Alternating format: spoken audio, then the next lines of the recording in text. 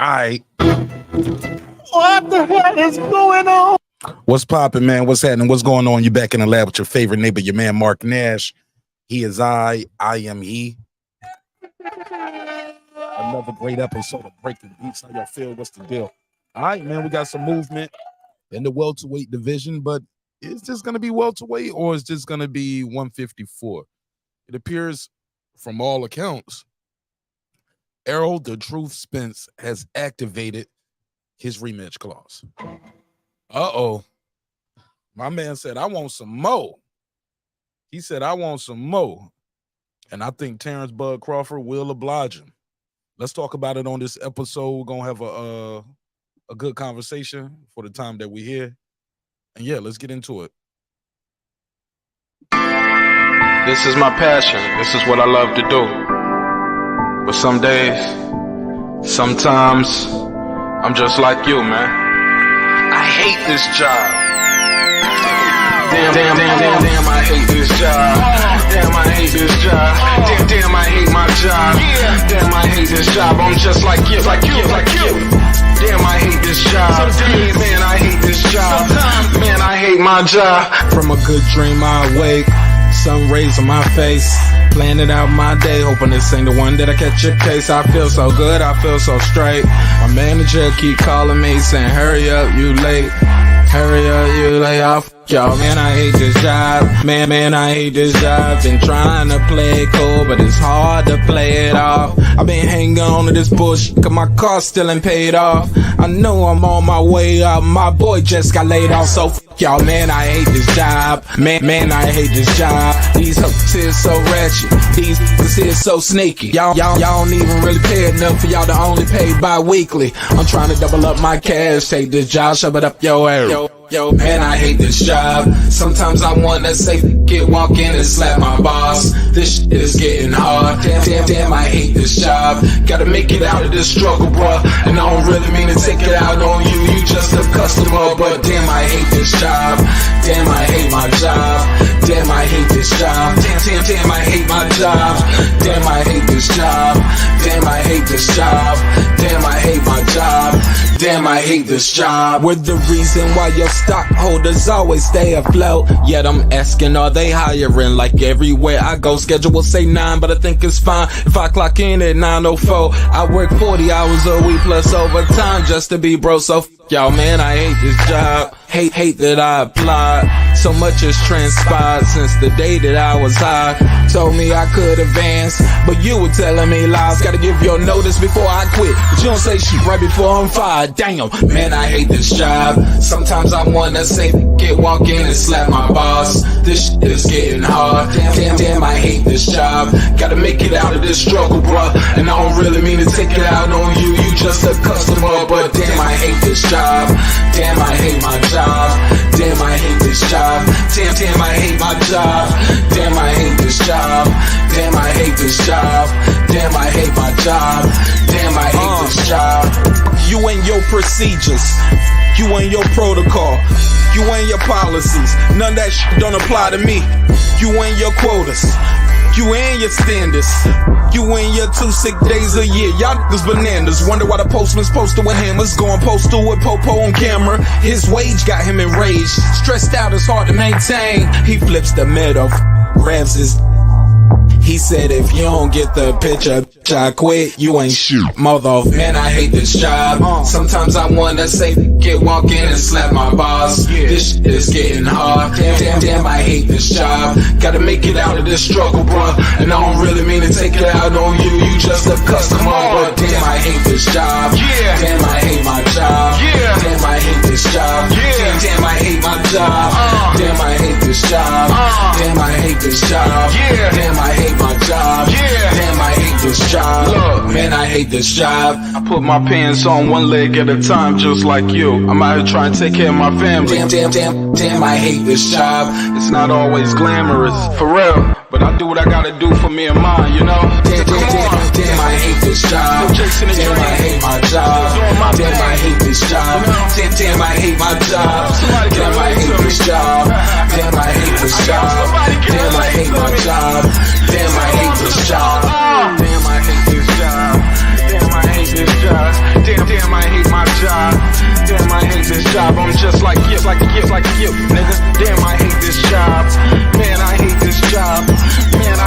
my job.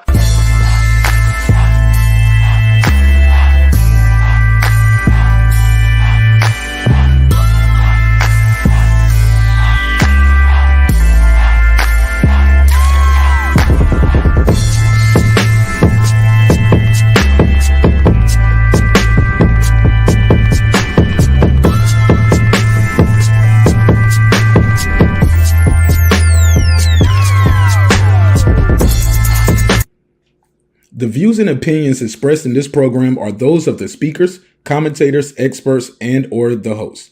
They do not explicitly nor necessarily reflect nor represent the channel's policy or the views held by the channel or broadcaster.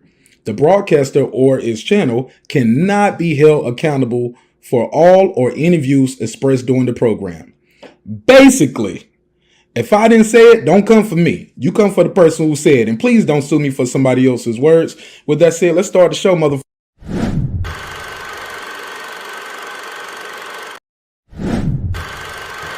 All right, let's do it. Let's do it. Let's do it. This that squad sound.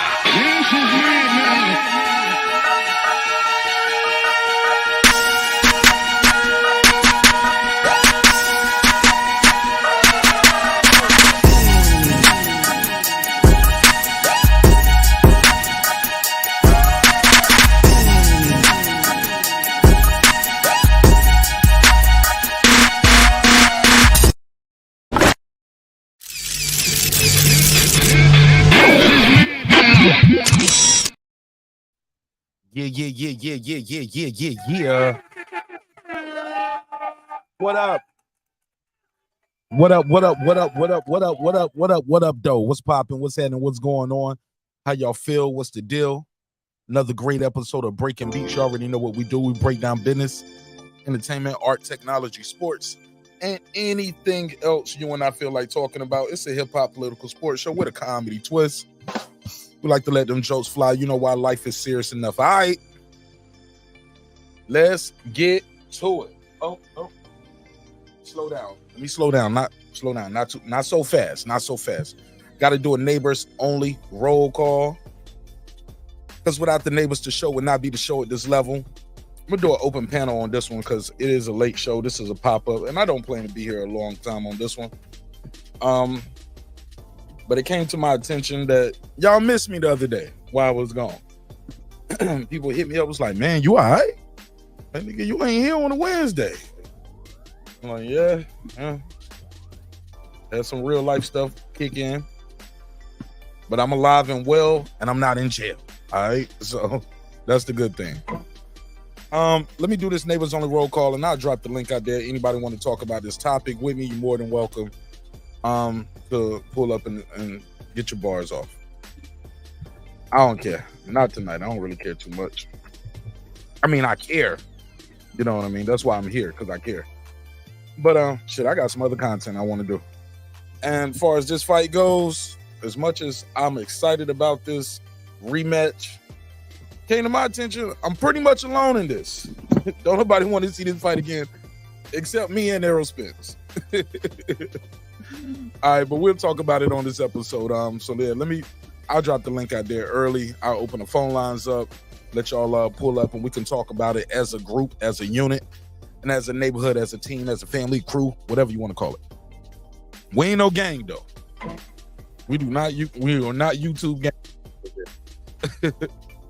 But let me do this neighbors only roll call. If you pull up before I finish doing the roll call, just hang out backstage. Let me do this roll call and I'll put you right on there, all right?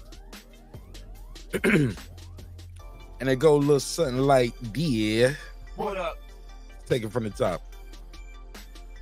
Johnny Goodman, what's up, man? What up? Stone Tangerine, he stay mean. What up? Big Hova, I thought I told you. What up? Kansas City Mac, where you at? What up? I am _ Cam Edwards. What up? My boy DJ, he don't play. What up? Megazord got a dope single out called, dope album out called Diamonds Amongst Men. Check it out. What up? Ace Retro, let's go. What up? Cam, What Lay up? Low, What up? Titus the Titan, What up? Mr. Paz, my lad. What up? Shout out to Adam Kelly all the way in Australia. What up? Ill Status Boxing, what's popping? What up? Patricia Shelton, What up? that guy Eclipse 330 early. What up? The Boxing Scholar, What up? God Body View, What up? Scans Rants, What up? Seen and Unseen Boxing, What up? Deuce Times, What up? Stephen Bateman all the way in Australia. What up, gangsta? I know boxing. What up? Ricardo Johnson. What up? Wanda Villa, the Rilla, aka Poxy Magic. Excuse me. What up, gangsta? My boy AJ, he don't play. What up? Electro Jazz, they getting his bread. What up? My man TY, he stay fly. What Miguel Ramos. What up? Shout out to On the Mic with Terence Bailey Sr. What up, gangsta? The XO Factory. What up? Dub Right Side. What up? Mr. Golden, aka the Back End King. What up? Raheem the Dream Soto. What up? My boy LD, aka Like That. What up? Girl Behind the Mic. What up? John Nori. What up? Major Key Boxing. What up? Lady Shan Dun Them Season, my UK girl all the way in London town. What up, gangsta? Cooking with the champ, aka Champion Heart. What up? On the floor with Shelton Moore. What up? SLG. What up? Sam F. What up? Pound for Pound Sports Entertainment. What up? Kendall. What up? D-Lo 404 Boxing. What up? Karma Serene with the Serene Saturdays. What up? What up, gangsta? My sister Nikki from Central to Florida, aka Nick Rich in this bitch. What up, gangsta? Shout out to Nick Rich. Aaron Parker, What up? the Big Talker. What up? Taylor Bell with TabTechUnlockSim.com. What Unlock up, your gangsta? next device today.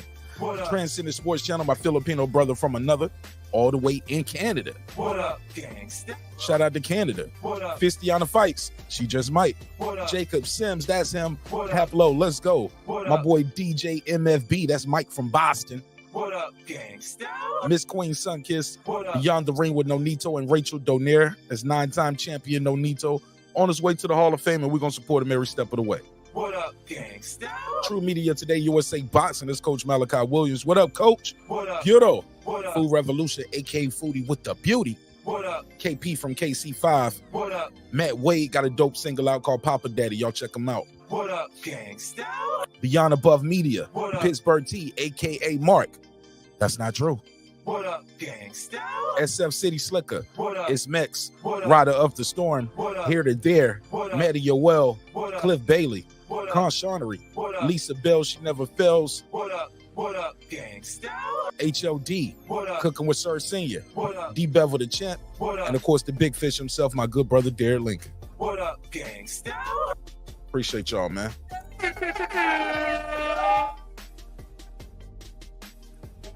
All right. Where do I start? Okay.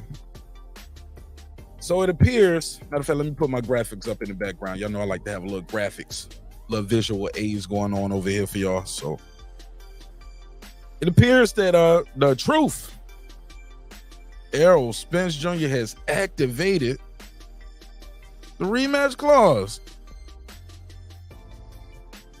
Hold on 1 second. Slide over one. There we go. Here's Errol. The True Spence has activated the rematch clause, and we will be getting another Bud TKO.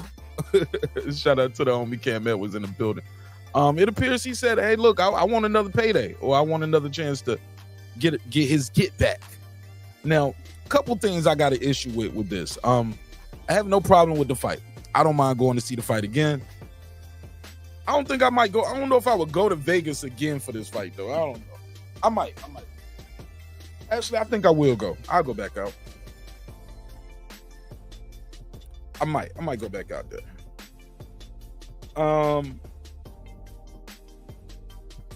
I will say this though.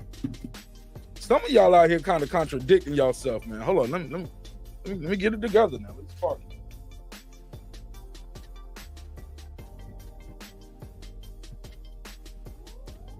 Because just a couple days ago, if not a week or so, I've been hearing all these excuses about the guy cheated, talking about Terence Crawford. He was a cheater. Some of y'all guys heard that rematch got activated today. Oh, y'all fins got wet. Oh, y'all niggas fins got wet. Like, oh, daddy gonna come back and get him this time, nigga. Okay. That's what you with. That's how you having it? Cool. But you can't have it both ways. If Terence Crawford cheated in the first fight, how y'all gonna make sure he don't cheat this time? If that's what you're going with, right? But that's the narrative they pushing. He cheated. When all else fails, he cheated. They had about 20 excuses. I think Stephen Bateman said it got up to like 35. The latest one is Victor Conte. He cheated. He was with Snack, so he cheated. But the same guys don't say these other guys with Snack are cheaters, which is kind of funny to me. Bud is so strong because he's with Snack, but this guy's with Snack like Devin Haney. Y'all called him Pillow Fist. Which one is true? Oh, man. Come on, baby. You can't have it both ways now. Hey, I ain't even mad at the YouTubers who out there pushing that narrative because they got a job to do. You know what I'm saying? If they don't tell y'all lies and peddle this shit to y'all the way they want to, Rent-A-Center will be coming to their house tomorrow taking all they shit. The one sliced toaster is gone. Niggas got that PlayStation 2 they've been paying $10 on for the last 13 years. Give it back. Rent-A-Center come and take y'all shit. So they got to tell y'all some lies on the YouTube. They got to tell you something to make you feel warm and fuzzy inside. To make you light up that super chat. Keep them in the red, right? Man, I'm here to tell y'all, man. I don't see Errol Spence winning this fight. And I don't think he care about winning the fight. To me, I'm sorry. Well, that's just me. It's me, my opinion. You can click the link, call in, and voice your opinion. Let me make sure I got the number on the screen and I got the link out there. It's an open panel tonight, too. So if you're a member or not, you can still pull up, talk some shit. Because here's my perspective. If it really was about getting the titles back, wouldn't they be trying to fight at 147?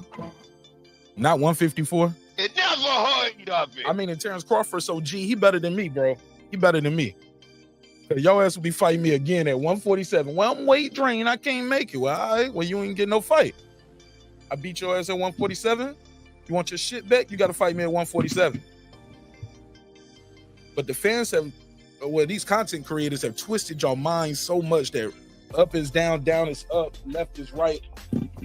Take this first call. Hold on, let me plug you in, bro. They twisted your mind so much that up is down, left is right, that y'all, they got y'all thinking, well, if Terence Crawford don't fight him at 154, he's ducking him. Like, hold up. He the champ. He just kicked his ass. I've never even seen nothing like this where a guy beats a guy who's like, well, shit, if you want to go up the weight, I'll go up there to weight too. Fuck it. I beat his ass wherever he want to go. He left him no place too high in this rematch. Errol Spence, I feel like, might be pressured into taking this rematch. With that said, let's go to the first call.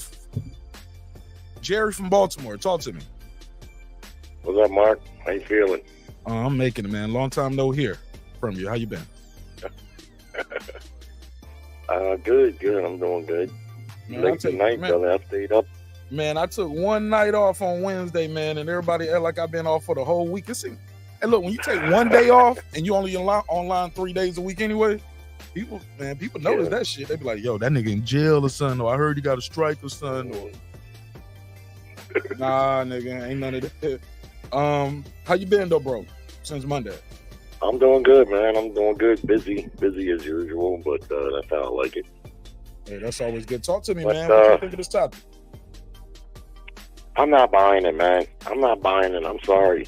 Now, I've seen in my lifetime, and we've seen recently with AJ and Ruiz, a fighter can lose and come back and win a rematch. Yes, sir. That's happened. Yes, sir. A fighter can get stopped like AJ did, like Thomas Hearns did against Leonard the first fight, and come back and win. But I really feel like Errol Spence taking this fight for money. From what what was reported, they signed a 2-fight deal with a rematch clause. So he's gonna take this fight for money. I'm in the camp, and I don't care what nobody says. I think Errol is damaged goods. And I'm not saying that's why he lost to Terence Crawford, because Terence is a great fighter. We see that. But that fighter that was in the ring that night, Errol Spence is a better fighter than that. He just is. And if nothing else, he's more durable than that. He wasn't durable. He wasn't competitive. Nothing. The first fight, I said, I hit it on the nail. I got lucky, I guess, about 650, 700,000. This one, I'll be surprised if it does 300,000.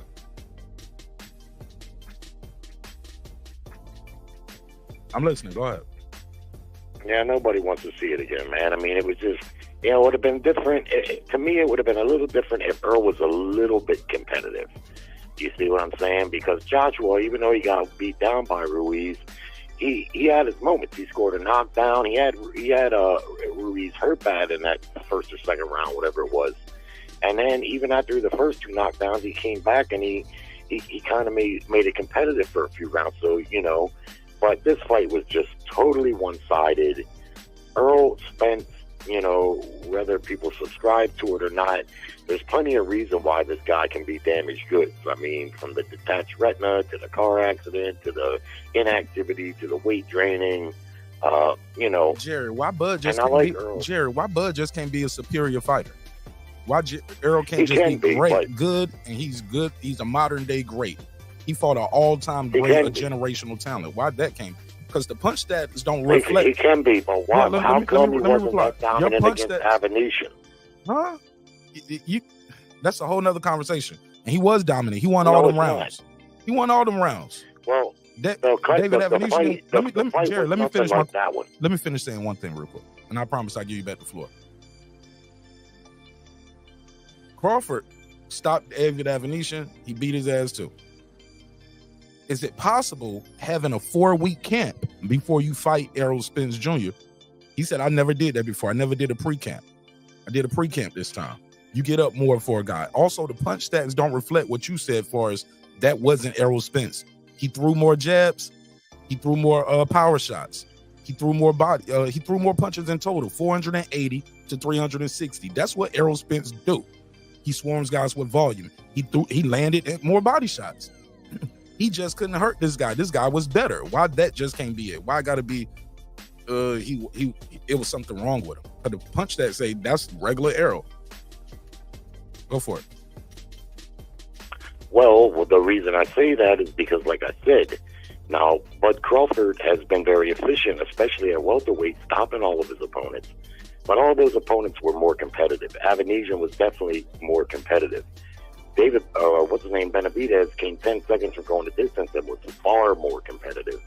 So to suggest that those guys were, to me, it's like suggesting that Green Bean, Avenesian, even Kell Brook are all better fighters than Errol Spence. And I don't believe that, you see. Now, Bud Crawford is great, and he can still be great. And my opinion on it won't change anything as far as Bud's legacy. No one's going to give a shit what some fan says about what they think, you know. But just for the sake of conversation, in my opinion, Earl's a better fighter than that. But fighters, you know, they don't stay the same the whole time. But see, right now, in the aftermath of the fight, you really can't say much in Errol Spence's defense, because there was so much animosity and split between the fan bases leading up to the fight that anything you try to say in Earl's defense, people take it as a knock on Bud Crawford. You see what I mean? And I'm not saying I'm just convinced that, you know, he's damaged goods, but I just think he is. From what I see in his speech and his eyes, I don't even really want to see him fight anymore. I think he's in a place where he might get hurt badly. And I'm not alone. Roy Jones said the same thing. Virgil Hunter has said the same thing. Other people have said the same thing that I'm saying. Now, like I say, you know, it doesn't mean that, you know, that it's just for sure, because I don't know for sure. But I don't think I'm going to buy it, man. I really don't, because I just don't think he's going to be competitive. In fact, I think he's probably going to get worse, especially if they do it soon, like what they're talking about. If they do it soon, ain't no way he gotten over that ass whipping that quick. I don't think. And judging by the way he looked, you know. See, that's another thing. This guy, Spence, never been knocked down in a fight. And I've seen him get his eyes crossed by Danny Garcia. I think Kell Brook land major shots. Shawn Porter. The guy never was down. Ugas hit him when his hands were at his sides. And he didn't go down. But he went down from a jab in this fight. From the second round, by the fourth round, he was busting up. And the ref had to look at him. I mean, that's not the Spence that I know. That's not that Bud Crawford can't be great. Of course he can be. And his achievements bear that out. But it also doesn't state, it also, you know, in my estimation, doesn't mean that Spence can't be damaged goods at this point, because I truly think that he is. But let's get it over with. If they're going to do it, let's get it over with, and let's see what's going to happen between him and Canelo Alvarez. Hell yeah! That's really what that's what everybody's talking about right there. And Canelo, I seen him the other day say, "Hey, anything's possible." So, Bud wasn't in line for it at one time, and it didn't sound like Canelo was either. But now both of them are saying, "Hey, it could happen." All right, fair enough. And that'll be a lot of fun. Oh yeah, that'll be a lot of fun. The only thing, I'd like to see, what I'd like to see happen though between now and then, because I would assume that if he does fight Bud Crawford, it'll be the third fight, and probably not the second one. But in between then, I'd like to see Bud move to 160 and see if he can't fight one of the champions there and win a belt there, and take a fight, below 168 at 160. Get his body used to doing that, and plus if he can win another title there, I don't know, Janabek, I don't know who's got the titles there right now. That would be a beautiful thing, and it would set things up nicely, because I don't think Bud should sit on the shelf for another 8 to 10 months while he's got all this momentum. Get the Spence fight out of the way. Canelo have his second fight against whoever that might be. Bud can maybe take a fight. Maybe he could fight Zoo at 54 even, and see if he can win that title there. And that's just another flower in his bouquet. You know what I'm saying? And set up that third fight between them two, super fight. Yes, sir. All right, appreciate it, man. All right, Mark. All right. Okay, buddy. Yes, sir. See. Shout out to Gary, the Terror Tasker. Good call. I ain't gonna lie, man. I'm not with that. I'm not with Jerry on some of that stuff he was talking about. Like, if the guy wants to go up in weight, dare to be great, go for it. Who are we to tell him nothing? 203, you're on the MIC. Tell him your name, where you from.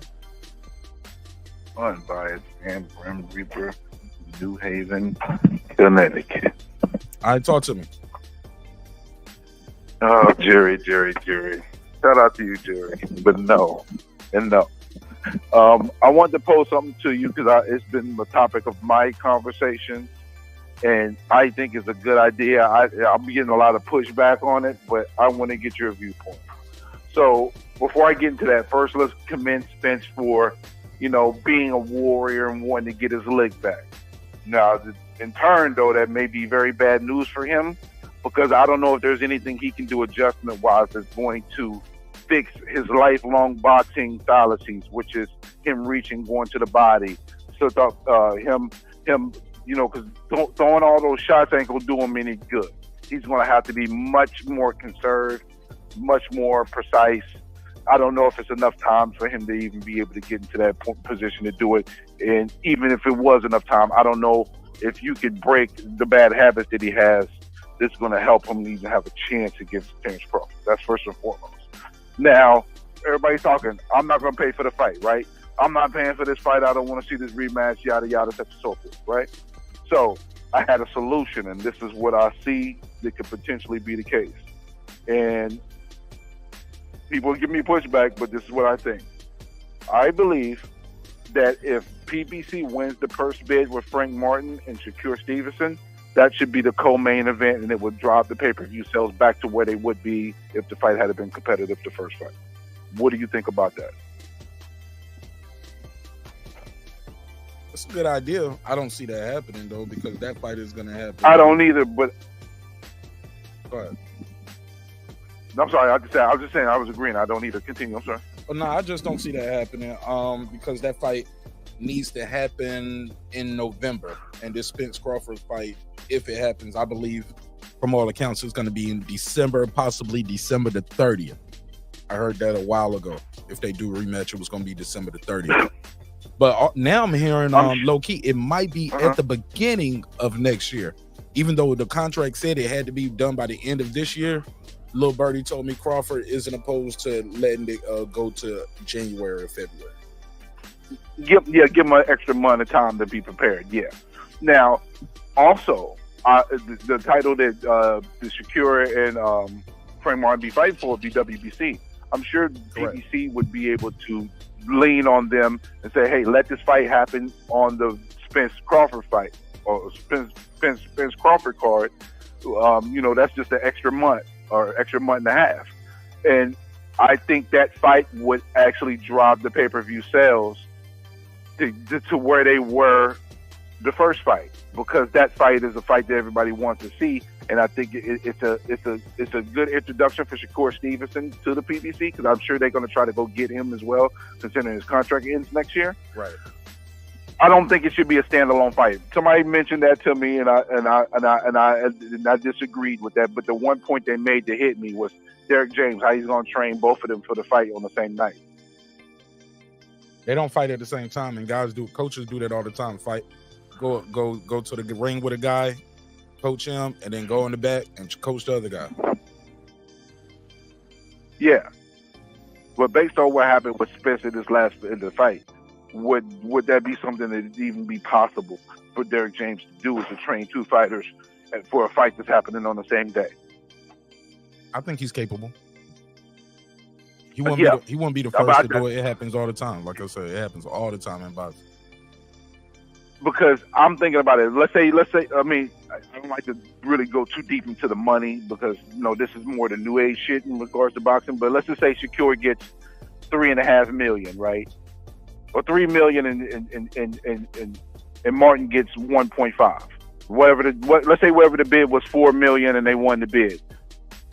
I personally think it's more valuable putting that on the Spence and Crawford card, because it really will drive the pay-per-view sales back up. I think that fight was on the card. People are not going to be talking, I'm not buying the pay-per-view. The numbers right now suggest it's about 60-40. 40%, okay, we'll watch the fight. The other 60 saying, I don't want to see the rematch. I think more than half of those 60% get back on board of buying the pay-per-view because of that fight. And that's worth more than $3-4 million. It sounds good in theory, but I think we might be thinking too much like fanagers, with all due respect to you. Like, that's not something we should even be concerned about, putting this on. They should put this on that card and this, that, and the third. That's not even something we should be concerned with. Well, yeah, I'm not really concerned with it. I'm just saying, looking at the hypotheticals, people saying, hey, they don't want to buy the pay-per-view for the second Crawford Spence fight. So I'm saying that if this fight was on that card, it would probably generate the pay-per-view sales that people we think is not going to happen. I disagree, because by itself, Shakur and Frank Martin people ain't going to buy that pay-per-view by itself anyway. That's true, but if you tag it along with a Spence Crawford 2, then it's going to probably it would. Okay, so speaking to you as a fan, right?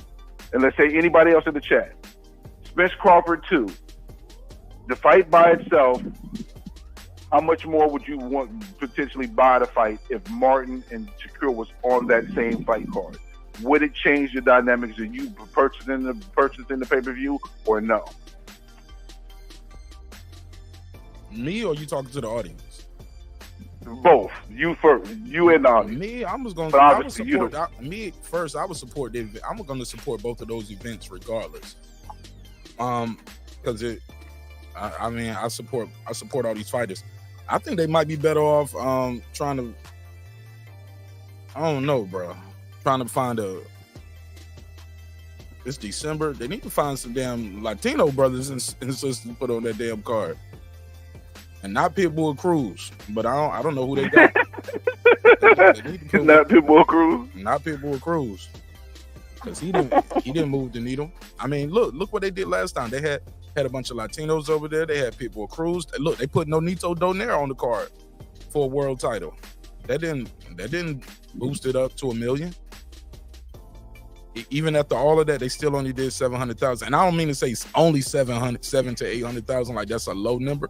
Only in comparison to what we would hope that it would do. Right, 700 to 800,000 is a success. I don't know why people make it seem like, oh, y'all, that's not a good success.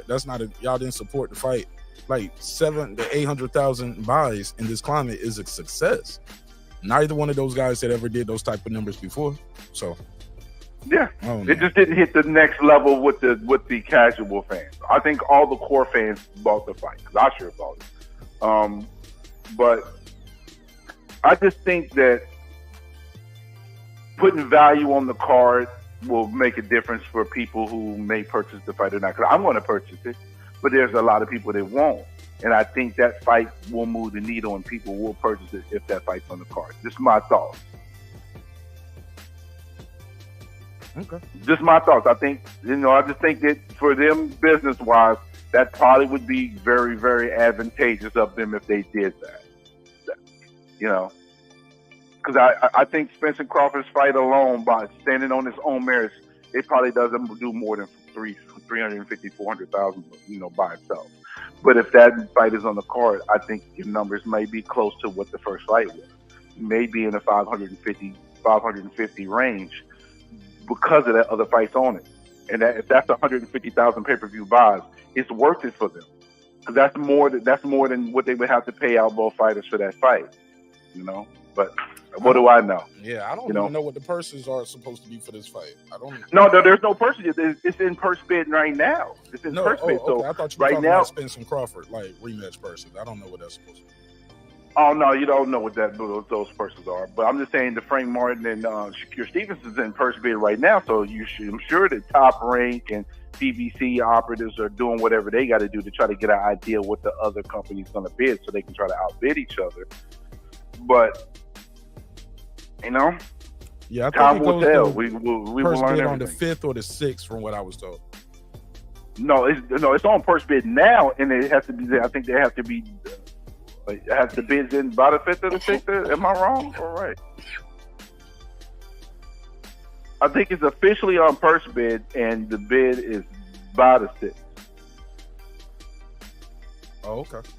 I might have to look into that because I'm not 100% certain. For sure. To be honest with you. You find out something, let me know. For sure. I definitely will, man. But I just wanted to bring that to the table because I thought that would probably be something that's very feasible to move the needle for the fight.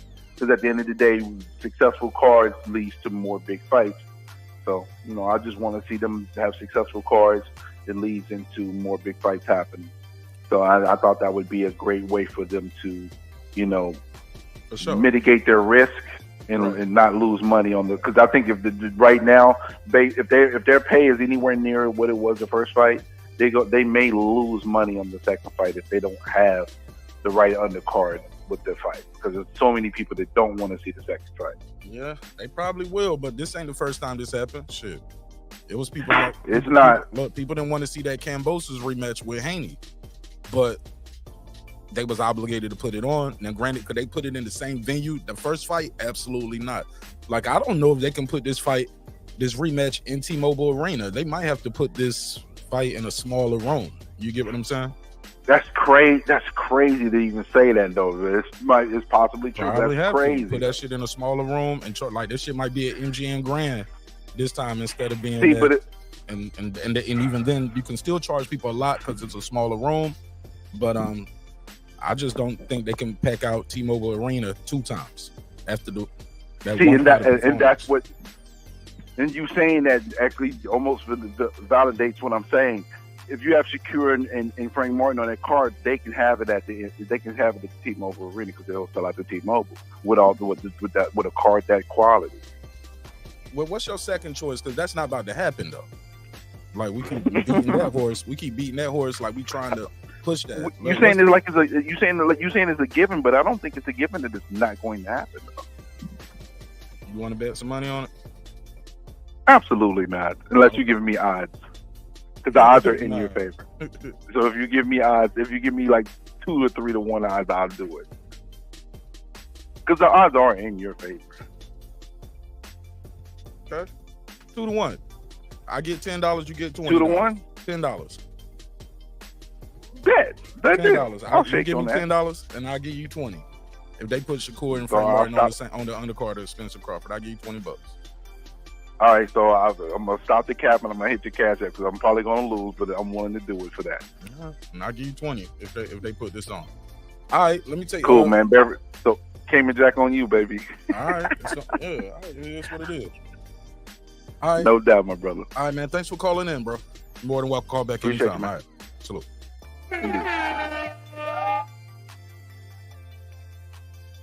Yeah, man. I don't see them putting that. Make sure I got the link pinned at the top. I don't see this fight being in the big room again. 20,000. I don't know if they can pack 20,000 in there again for this fight. Now, is that my issue? Nope. Do I care? No. Do you think Errol Spence cares? No, he got a contract to get a rematch. He want his rematch. Actually, he want that check that comes with that rematch too. No different from George Kambosos. Like, hey, look, that Wilder Fury third fight. Some people didn't want to see that 3 times. It was like, why are we watching this again? We already know what's gonna happen. But they were obligated to get that man his rematch, and they did. The fight happened, and yeah, that's just how it goes. Sometimes the music starts sounding real funny to me in the background. Yeah. But like I was saying, sometimes that stuff just happens, and you just got to get these people their rematch, and they want to get paid. My thing is, this rematch isn't even for the belts, from what I'm hearing. It's gonna be at 154. Karma, I remember saying that the night of. Or like the couple days afterwards. I was like, I think the next live show I did, I was like, they could sell this in Texas. They could sell this to Texas. Because people in Texas still think Dallas Cowboys gonna win the Super Bowl every year. Right? Put a case on it. I was like, they'll buy it. And I think Crawford got enough loyal fans, they'll come out to support it. Also,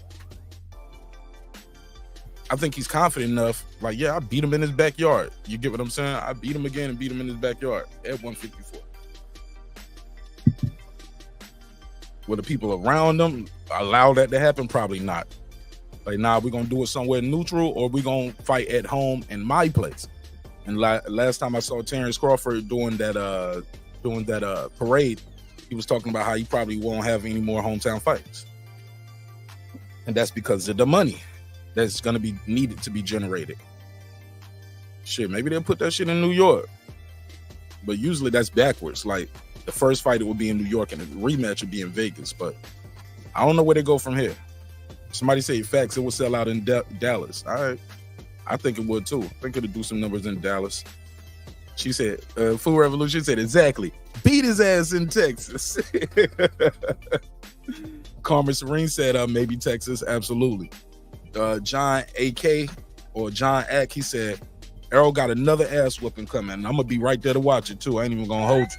I want to see it. I want to see it happen. Maybe it's the weight. Some people said it was the weight. Bull Run Ready, he said, I will only pay for Bud versus Spence 2 if there are 3 things from Spence camp. 1, Blu-ray. 2, boots in camp with him. Whoa. And 3, another outside trainer helping Derrick James.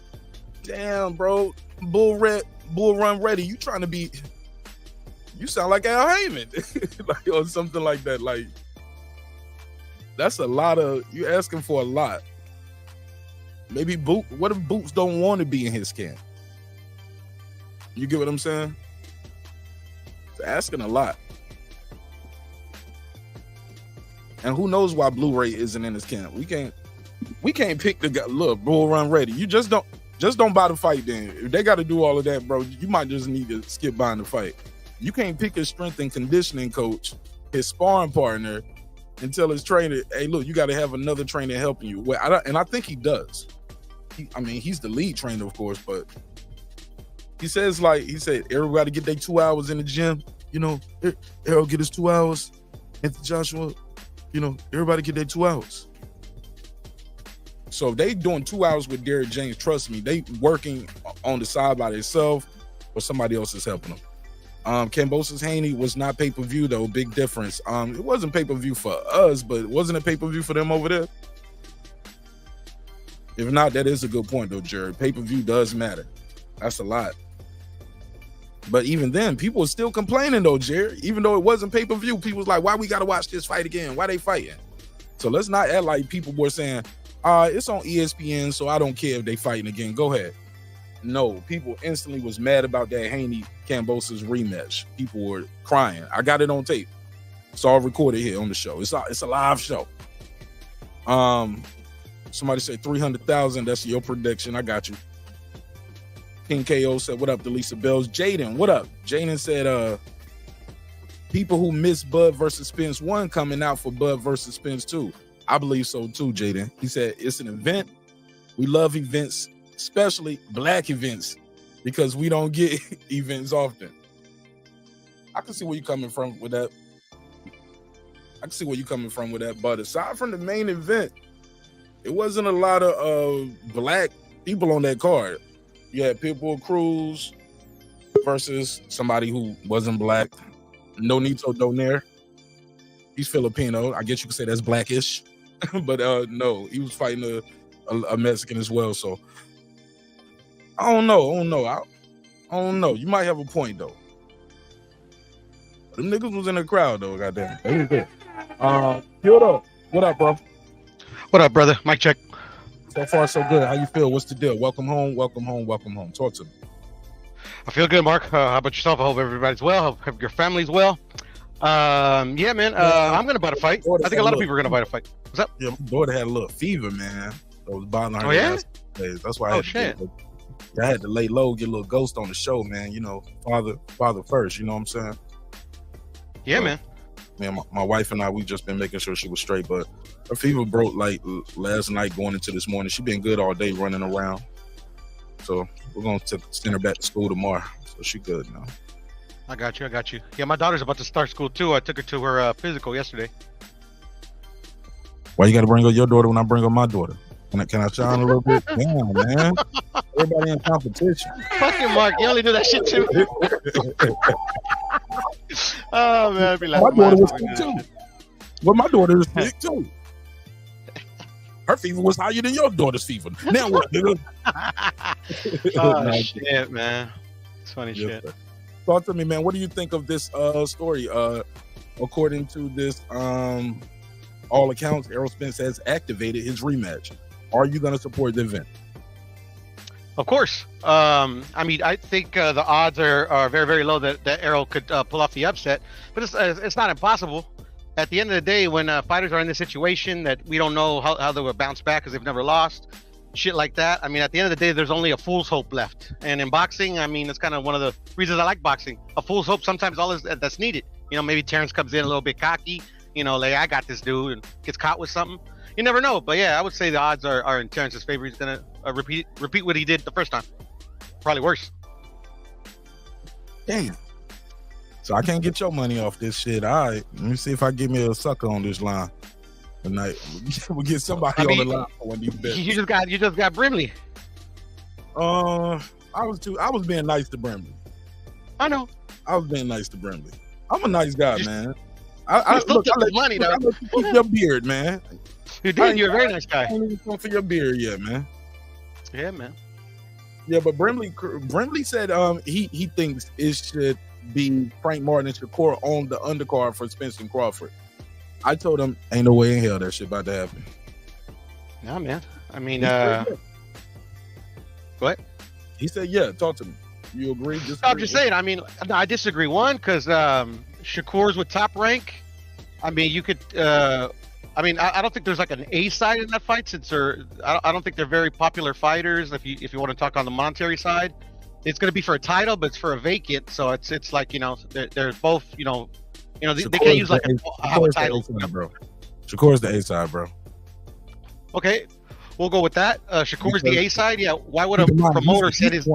He's the only reason I say that, because he's the one that's been in play, and they keep looking to Frank Martin is the third option for him. Okay, I get it. Yeah. Loma, no. Shakur's still here. Pitbull Cruz, no. Shakur's still here. Frank Martin, okay.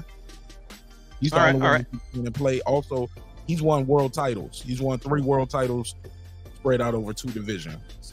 Frank Martin hasn't even been in a world title fight yet. So, correct. Yeah. So yeah, with all the reasons you just gave, and also yeah, no, for sure. So Shakur is a clear A side. I think we just determined that. So why would a promoter send his A side to another promotion? You know, it just doesn't make any sense. It doesn't make any sense business wise. So yeah, man. I mean, easy money. Go ahead. Yeah. But yeah, I'm about to fight, man. I mean, that's what I do. I watch boxing, bro. Why wouldn't I about to fight? I mean, maybe we'll get lucky and it won't be a pay-per-view. Hey, look, all these people who say this, man, I'm gonna tell you what happens every time boxing. I can't remember if I was talking to Bram or a boxing scholar, but they was like, man, boxing do this. No, it's the boxing scholar. He's like, man, boxing do this every time. We all know what's gonna happen, right? Well, we all got it pretty much the idea. Bud gonna beat him again. But little by little, leading up to the fight, all the hype, all the build up, all the podcasts, all the clippings and the shows talking about it. By the end of it, you'll be like, oh no, man, Errol got a chance. And then Bud goes in there and stop him in 6. You be like, man, I knew that shit. But it does it to you every single time. You get what I'm saying? No, 100%. I mean, all the guys that are making all kinds of excuses, I mean, they're going to think Errol has a chance. That's why I want to see the fight again. There it is. Because I want to see if it's going to be some new excuses. Like, I get it. Ride for your guy. Ride for your guy. But don't be up here trying to tell me all that Canfish Crawford shit is for caskets now, right? All that crawfish ball. I would say so. How they even gonna hype this fight up and talk some shit, Pedro, leading up to this fight? After what just happened, like how is this press conference gonna be? Bud can be over there like, you get out of line again. You want me to take my belt off again? I'm gonna do it. Maybe he was like, I'm gonna do it. I mean, that'd be the safe way to do it. You know, trash talking. Now that he beat him already, because his trash talking needed some work last time. It was very respectful, you know. Spence won the trash talking. I will give him that, and I like this merch better. I like the shirt better. Yeah. But I think maybe get some good trash talking. That'll get a spark. So what, sir? I was just saying, yeah, maybe some good trash talking will get it sparked. You know, what gets me amped up is when something happens at the stare down.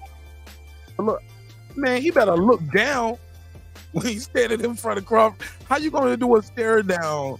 Like, how do you go into it like that? Because it wasn't like it was a lucky punch. It was a lot of lucky punches. Yeah. All over his body. It was bad. I mean, lying in boxing is an effective promotional tool. So they could do that.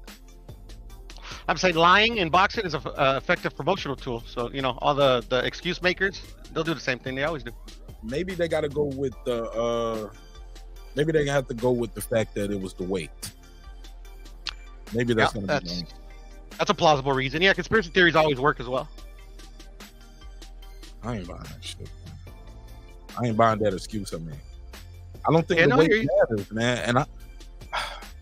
But I like Errol Spence's response that he put out on Twitter. He was like, he said, man, you old run from the bus stop ass niggas. Like Errol Spence, he wasn't feeling the fact that people was telling him. He was like, to retire. He was like, man, it was one fight, man. Like, the hell, y'all ran from the bus stop or something, that, you know. Yeah. I loved it. Tell you what, it was a very good response.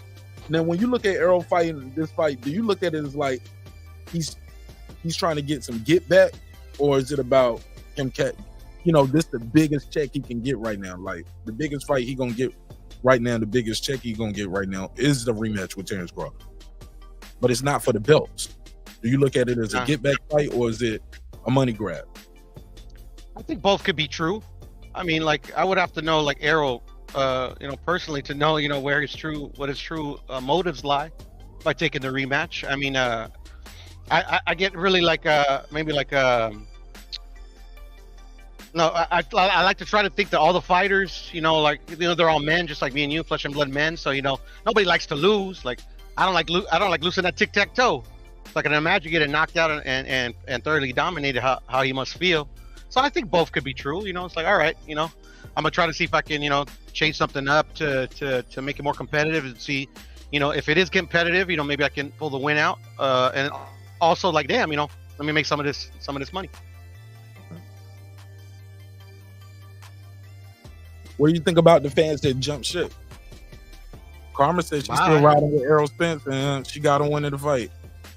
She said, "You guys jump ship when your guy lose. That's some groupie shit." Do you consider that some groupie shit? Yeah, I do. I agree. I mean, at the end of the day, the ones that jumped ship weren't really Errol fans, to be honest. I mean, I don't even think they're boxing fans, to be honest. You know, at the end of the day, yeah. Because at the end of the day, I mean, I still believe, even though like more and more, day by day, fight by fight, I start seeing that it's not the case. But I just still believe in the resolve of some of these fighters. Like at the end of the day, I still believe that the best man doesn't necessarily always win. You know, I think Terence has proved himself as the better man than Errol. But that I still, in the back of my head, still have that bit of hope that I hope Errol has, that he can pull it off At a higher weight. at a higher weight. 7 pounds, right? Yeah. At the end of the day, though, it's gonna be tough. It's gonna be tough. That's what I'm sorry. I said 7 pounds. That's what you think that was the difference in the fight? No, the difference in the fight was game plan. I think ultimately, Errol Spence, I don't know, it's almost like he didn't study Crawford to know who he was up against. And also, it's just Terence Crawford's that dude, I mean, I think he's proven it, fight in, fight out. Yeah, that's what I think, man. When I hear people say stuff like, yo, Bud ain't never did nothing like that, I was like, shit, you rise to the occasion, but Bud been kicking ass for a long time. He got 41 fights, 30 knockouts, bro. That's over half the people he fought don't see the end of the fight, bro. That's what he do. He knock dudes out. You got 30 knockouts out of 41 fights. That's what you do. Yeah. You knock guys out. Like, why is that so hard for people to understand? Like, that should be it blows my mind. But if you're a person that believes he cheated in the fight, why would you want to see the fight again? If he cheated the last fight, won't he be able to cheat again? Exactly. Champion Heart joins the show. What's up, champ? What up, champ? Hello, Joe. How you doing, brother? I'm doing okay, brother. Right. Good conversation tonight. Talk to me, Champion Heart. What do you think about the idea of having a rematch? Are you here for it? Are you going to support that event? You going to the fight? Would you buy the pay-per-view? Talk to me. Yeah.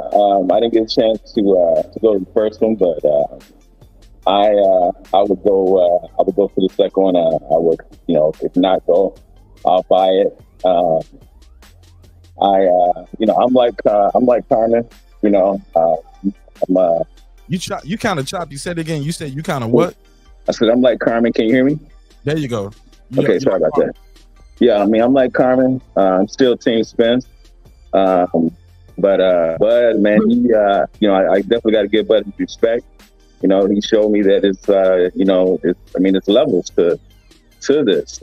This right here in the rematch, I don't think it's about the belts.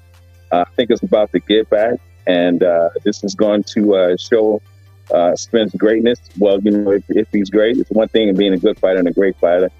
To lose one-sided like that, this right here, if he pulls his win off, this is going to show his greatness. With him losing as bad as he lost, it's a little uphill battle. I can't lie. Right now, it's hard for me to say that Bud has his number, and it may be the case. It wasn't until the third fight that I said that Fury had Wilder's number. So this may be the case.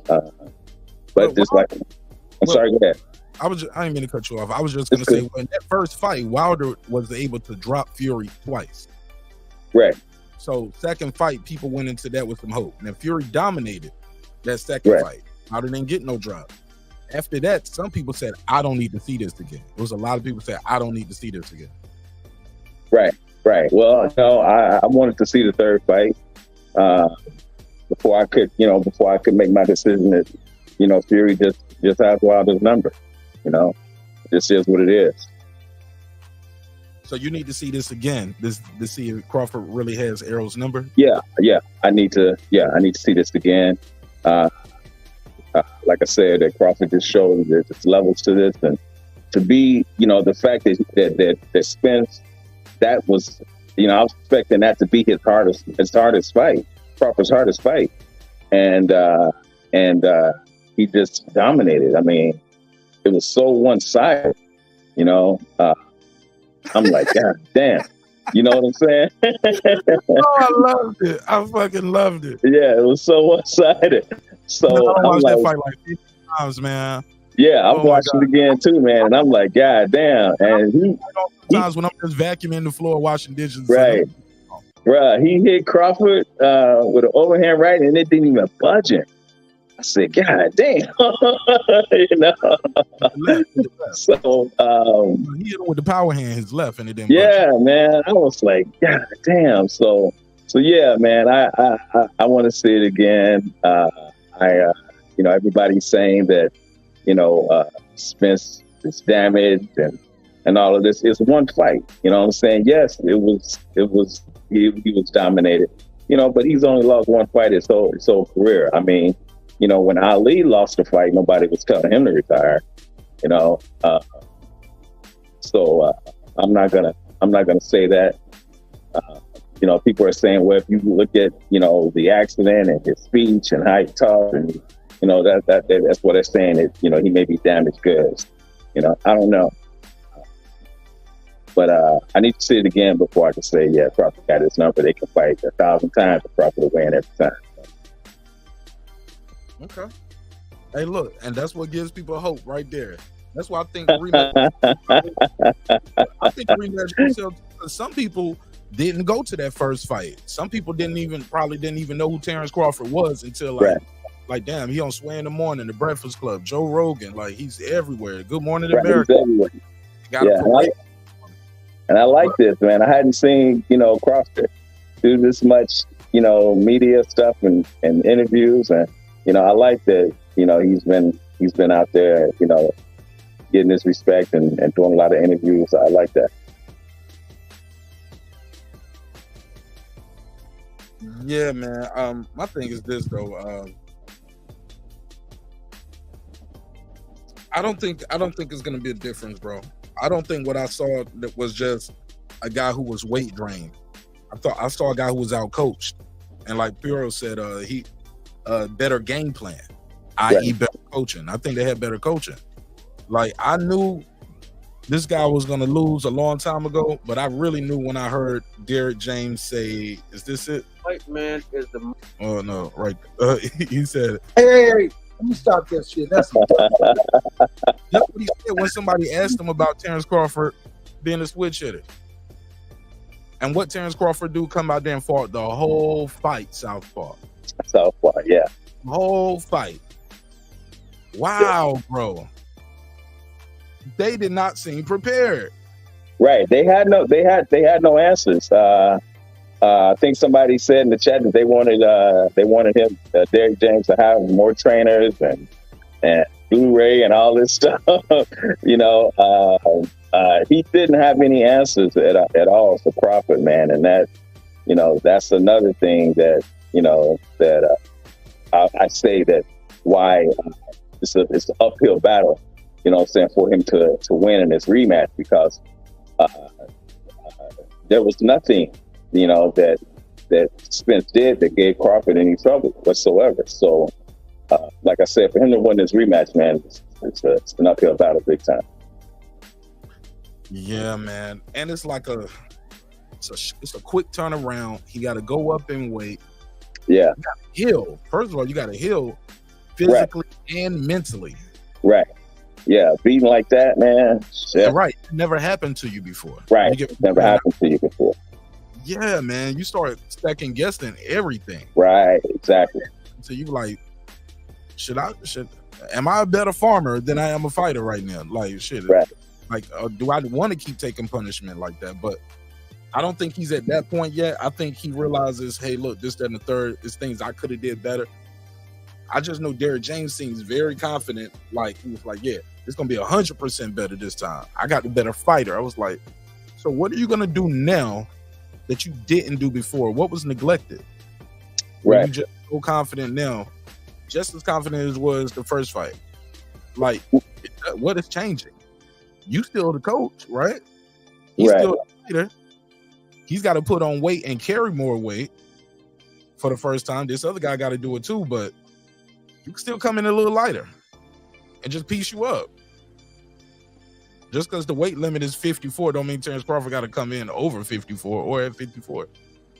You just come in a little bit over 47, and I think the same result's going to happen. I don't think it matters if Errol Spence could rehydrate to 165 or 168. He'll just be a little slower to me. They built this up about his. I'm sorry, I'll let you finish. They built this up about fundamentals, and what got him beat was his fundamentals or lack thereof. He was very predictable. Once you see one Errol Spence fight, you pretty much seen them all until July 29th. Yeah. Right. And I think Brim said something that I agree with, that it wouldn't be enough time to make adjustments or fix all the bad habits or something like that he said. And I'm gonna piggyback, off of that. It was like when Wilder was training with what's the cat that he's training with? The first guy? The second guy that Wilder was training with, and he had him. Scott. Yeah. And he had him moving real good, looking real good, But then when he got in the ring, he reverted right back to what he saw, to what he always did. And that's the thing, with the, being creatures of habit, that you can do that. So, I agree with Graham. I don't see him making adjustments enough time, to be able to do that. But it's maybe if they, if it gets pushed back to next year, they may be able to make some adjustments. Like I said, this is gonna show, Earl's greatness. Even if it doesn't, if it doesn't go to a domination, knockout like it did before, if it goes to decision, I mean, that's better. But I mean, although you still didn't win, but that's better. But then again, that, like I said, that I've got to see it before I can say that Crawford has his number. And that, like I said, that just may be the case. Yeah, man. I think he got his number and got his number on speed dial, brother. Yeah, I mean, historically, man, that's how it's been. You know what I'm saying? Historically, that's how it's been. You look at, Frazier couldn't whoop Foreman. Foreman crushed him, but he had 3 wars with Ali. You know what I'm saying? Ali crushed Foreman. It's just you look at Sugar Shane. Couldn't do nothing with Burning Forest. Forrest couldn't do nothing with Mayorga. Just is what it is, man. So like I said, that don't work. None of that got nothing to do with this situation, because we all know Terence Crawford could do something with Errol Spence and can do right. But I'm saying that to say, it may be the case. He may have his number. I just need to see it again. Okay, I love it. I love that energy. Yeah. Let's do it. Drago season, man. This is Drago. But I'm not jumping ship, man. I'm not jumping ship. It ain't about jumping ship. It's just I love it. Yeah. You out of it. My thing is, want to put a little couple dollars on it or something? Can we put a couple dollars on it? Yeah, you kind of wager on Errol or something? Like you got a little bet on it? No, I haven't bet on it. You trying? I want to bet, but I'm reluctant to because of the way that he was dominated so badly. You don't in that first fight. You ain't jumping shit, man. You ain't jumping shit. No, I ain't jumping shit. So yeah, put something on it. Believe. Yeah, I ain't jumping shit. You know what I'm saying? I'm just saying. Hey, look. Whenever you decide to bet, call me though. Like if they right, definitely. You like, oh man. Yeah. Without a doubt. Call me first. Call my personal. Don't even call this. Definitely, man. Either just shoot me a text like, Mark, I'm gonna take you up on that bet. Right. 100, 200, where you want to start at? Right. You know, we can start at 100. We'll see. All right, I look forward to the call, man. Yeah. Let's go. You know, because, you know, it's no fanboyism here. You know what I'm saying? I'm able to look at both at the situation as a fighter, you know what I'm saying, and look at the skills of both fighters, you know what I'm saying? And that's what I respect. You know, it's not a fanboy type thing, you know. It kind of is, but it's all good. No, it ain't. You borderline fanboy, but that's another conversation. No, fanboy if I'm right. When you go past what your eyes have told you and what your brain has told you. You know, because if you check the archives, you know what I'm saying, I did say Terence needs to do this to win. And you didn't give me credit for that, but I did say that. What he Although do? I picked Spence. No, he didn't do what you said, dude. Yeah, he did. He did what I said plus. No, you said Terence can't stand in front of Spence and fight him. I said, check it out. I said he can't stand in front of him. I said he needs to catch him between punches. Well, he stood in front of him. He stood in front of him, but he also caught him. He also caught him between punches as well. And I said he needed to turn him, and he also turned him. He led him. He countered. I said Terence not only just punched him in between punches, he led the action. He countered. He punched in between shots. Yeah, I said that. I said he did that and more. Yeah, and he stood in front of him, bro. Like that shit was. Oh man, just call me when you're ready to put that $100. No, I ain't that shit right. I've been calling that shit right for years. Right. Yeah, so it's, you know, like I said, it's an uphill battle, man. I can't even front, like, you know, it. And that hill is called Mount Crawford, nigga. Yeah, man. I don't think he gonna climb that mountain, dog. I'm excited for it though. Yeah, man. Golly, man. Because like you, man, I look at that fight again, I'm going, God damn, you know. Beautiful work. Yeah. What do you think about what my man was talking about, like for this thing to really sell? Because they need to put Shakur and Martin on the card. Do you agree with that? Also, I'm of the belief they can't put this in T-Mobile Arena again. I mean, I would support it there, but right. I don't know if they can they can sell this to 20,000 people again. I think they probably go into a smaller. This is my prediction. Probably be in a smaller, like MGM Grand or something like that, and so they can still charge a lot and pay these guys these high purses because they are going to get a high purse, I'm sure. If they promote it right, you know what I'm saying? I think they could put it in a another big venue if it's promoted properly. I know if it came here, you know, it would sell, you know, without a problem. But I don't know if putting Martin and Shakur on the undercard would make a difference. You know, only really fight fans really know those cats. Right. So I don't think that would make a difference. But they promoted it, you know, Spence revenge type deal. You know what I'm saying? You know, I think it'll sell. They got to promote it like that, Spence revenge. Right. You know what I'm saying? They got to do something like that, you know, to get Spence fans, you know, excited, you know, to be able to, you know, to come in and support.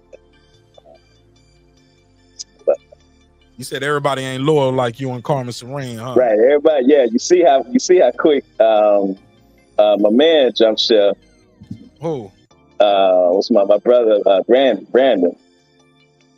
Oh yeah, he just yeah. Yeah, you know what I'm saying?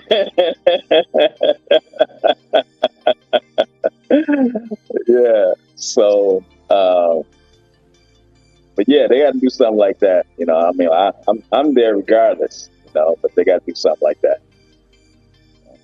But I'm excited to see if he be able to climb that mountain, man. Like he's Mount Crawford. I like that.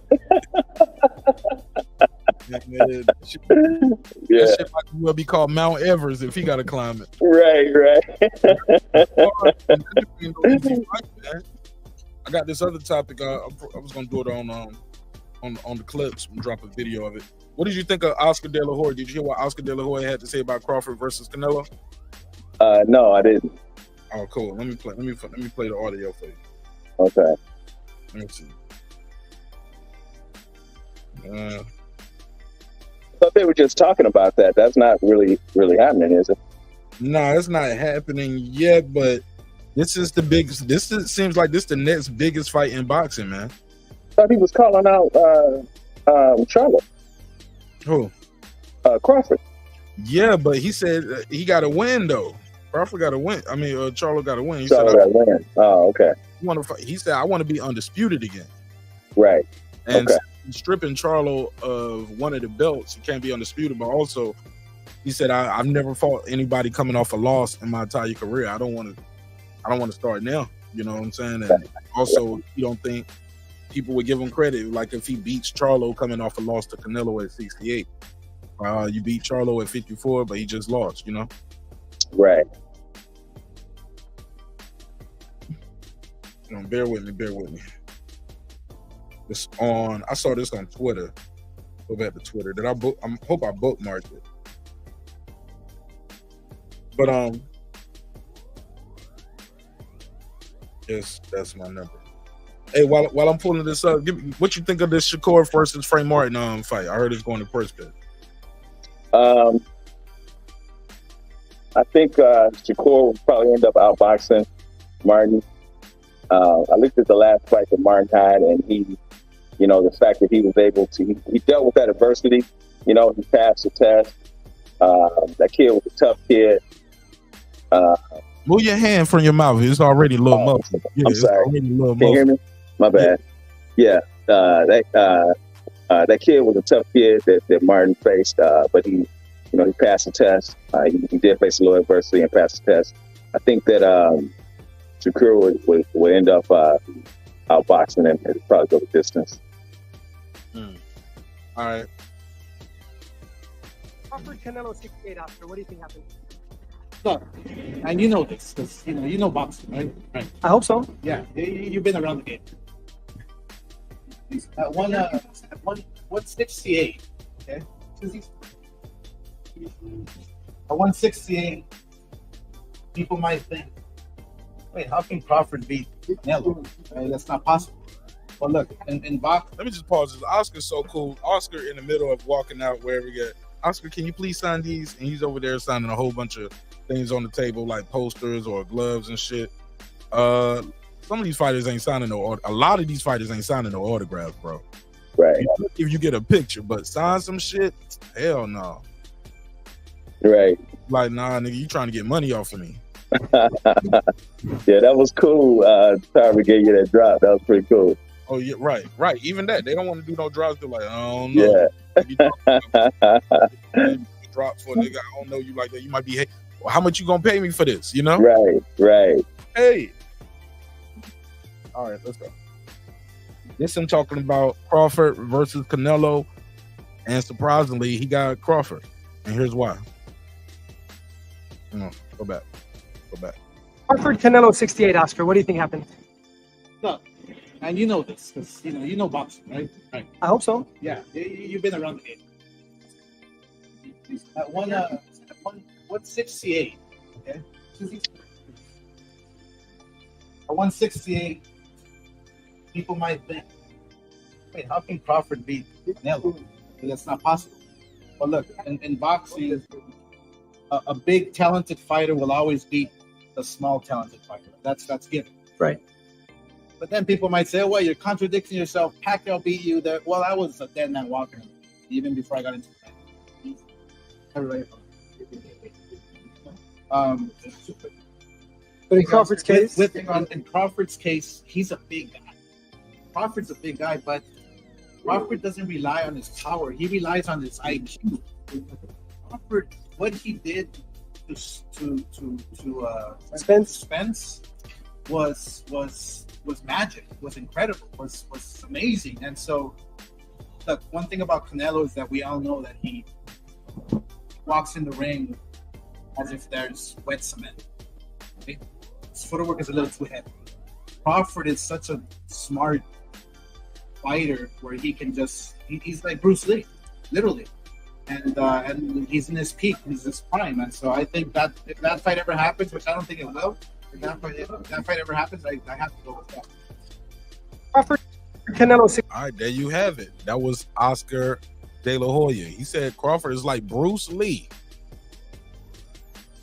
Damn. Think of that, champion. Called him. Hey, look, people been saying that before. He ain't the first one I heard say that. No, he definitely not. The first one to say that, man. And I had actually clowned somebody that called in, and it was saying that the Crawford was Bruce Lee. You know, and I looked at how he pushed when he pushed Spence. You know, it made me think about that. You know, I remember I don't know if I told you this or not, but you know, I met Bob Wall, who was in a film with Bruce, and he was saying that for that guy to be. And I was talking to him because we were at an after party. It was a fighting event in Vegas, and he and I were talking at the after party. And he was saying, and I was asking him, you know, was that guy, you know, really, you know, was he really that good? And he said, man, for that guy to be as small as he was, you could not believe the power that he had for his small size. And he was like 145 pounds. You know, he said, but he was powerful. There's a scene where he kicks him, and he said, "Man, I was padded," and he said he felt like I got hit by a car. What's up, Canada Baptist Mix in the building? What's up, man? How y'all feel? What's up, player? Man, what's the deal with my guy Mark Nash, man? What's happening? Man, I'm blessed, man. I'm happy to be here. Talk to me, bro. Yes, sir, man. I can't call it. I might spoil it. One love to you, my brother. One love to all you brothers on the panel. One love to everybody that's tuned in, man. Make sure y'all hit the like and subscribe. So, is it official, or is this just more YouTube daddy propaganda being pushed? From what I'm hearing, Bomac said Terence texted him, told him the fight is Errol has activated the rematch clause. But they didn't have any dates or whatever. Yeah, I did see that interview. Yeah, it's too early for dates and venues. It's too early for that. But yeah, he's activated it. He's still not cleared through Nevada State Athletic Commission yet. But exactly. So, well, I look at it like this. I really don't want to see the rematch. We know what's gonna happen. I mean, honestly. 7 pounds is not going to fix the flaws in Errol's game. Like 7 pounds is actually going to show the difference even more so in hand speed and foot speed between Errol and Bud respectively. Honestly, his hand speed and his foot speed were much better than Errol's coming into the fight at 147. For them both to put on 7 more pounds, all you did was just add even more velocity to the punches. Like, one thing people don't understand, and with me knowing Bud personally, I watched this man come in the gym at 165 and still move the same way that he does at 147. You know what I mean? Like, he still has the same. He still has the speed. It's just even more power now. Right. What's up, man? That's it. You know what I mean? Like, And the thing of it is I don't see this couple months time span as enough time to be able to add any more new wrinkles to Errol's game. Like my guy was saying earlier, we are creatures of habit. Right. And Errol has been pro. He's been a pro since 2012. He's been boxing since he was 15 years old. He's 33. He effectively has to break 18 years worth of habits in a couple of months. I don't see him doing it. You know what I mean? Like, even if he added a new wrinkle or you know what I mean? Like, they say you can't teach an old dog new tricks. You could teach an old dog a trick, but not new tricks. At some point in the fight, that old dog is going to go back to being the old dog we know him to be. And that's what I see happening. So even if Errol were to come out in the rematch and attempt to box from the outside and attempt to fight a little more cautiously and not throw the high volume that we know him to do and be, at some point in the bout, he's going to go back into the Errol Spence that all his fans know and love. So, what's up, Max? What's good, dog? What's happening, Max? Man, there ain't nothing he could do. There wasn't nothing he could do to begin with. I mean, you see my picture on here. This shit ain't never going down, man. The state of Texas is gonna be on suicide watch again. Like, shout out to all these channels that just want to hurry up and get through what just happened, bro. We're not letting that shit slide. For 5 years, I had to listen to a bunch of fucking bullshit from all these Texas boys and all these channels, getting kicked off panels and all kinds of shits, death threats and all kinds of shits. And then Earl loses, and it's like, all right, yeah, well, anyway, on to the next subject. Nah. Oh, where's all that energy? It's styles make fights, and Bud been the best boxer since Andre Ward retired. It's been that way. Like, it's gonna keep being that way. And so really all you need to look for is who's next after Bud retires, and then maybe it's open again. But I got Bud being everybody he steps in the ring against. He just has too many styles, bro. He can fight any kind of way. In, out, left, right, from distance, back foot, front foot. It doesn't matter. He's gonna find a way. So I think, at the same time, it's a money grab. If you are gonna go ahead and go out and retire or do something, you might as well go ahead and make another couple mil out of it. But as far as is this fight gonna sell, I mean, the first one barely sold. Like I told people, it wasn't gonna do a milli. Like, and the second one is gonna do less than that. So unless they stack the card. I did want to say something to that too. I don't know if you had saw it in the chat, Mark. Not to cut you off, bro. No, you good. But I was gonna say, I would love to see Shakur Stevenson and Frank Martin on the undercard of the rematch. But we all know with Shakur being signed to Top Rank, Bob is gonna want a piece of that pie because this is gonna be a lucrative fight.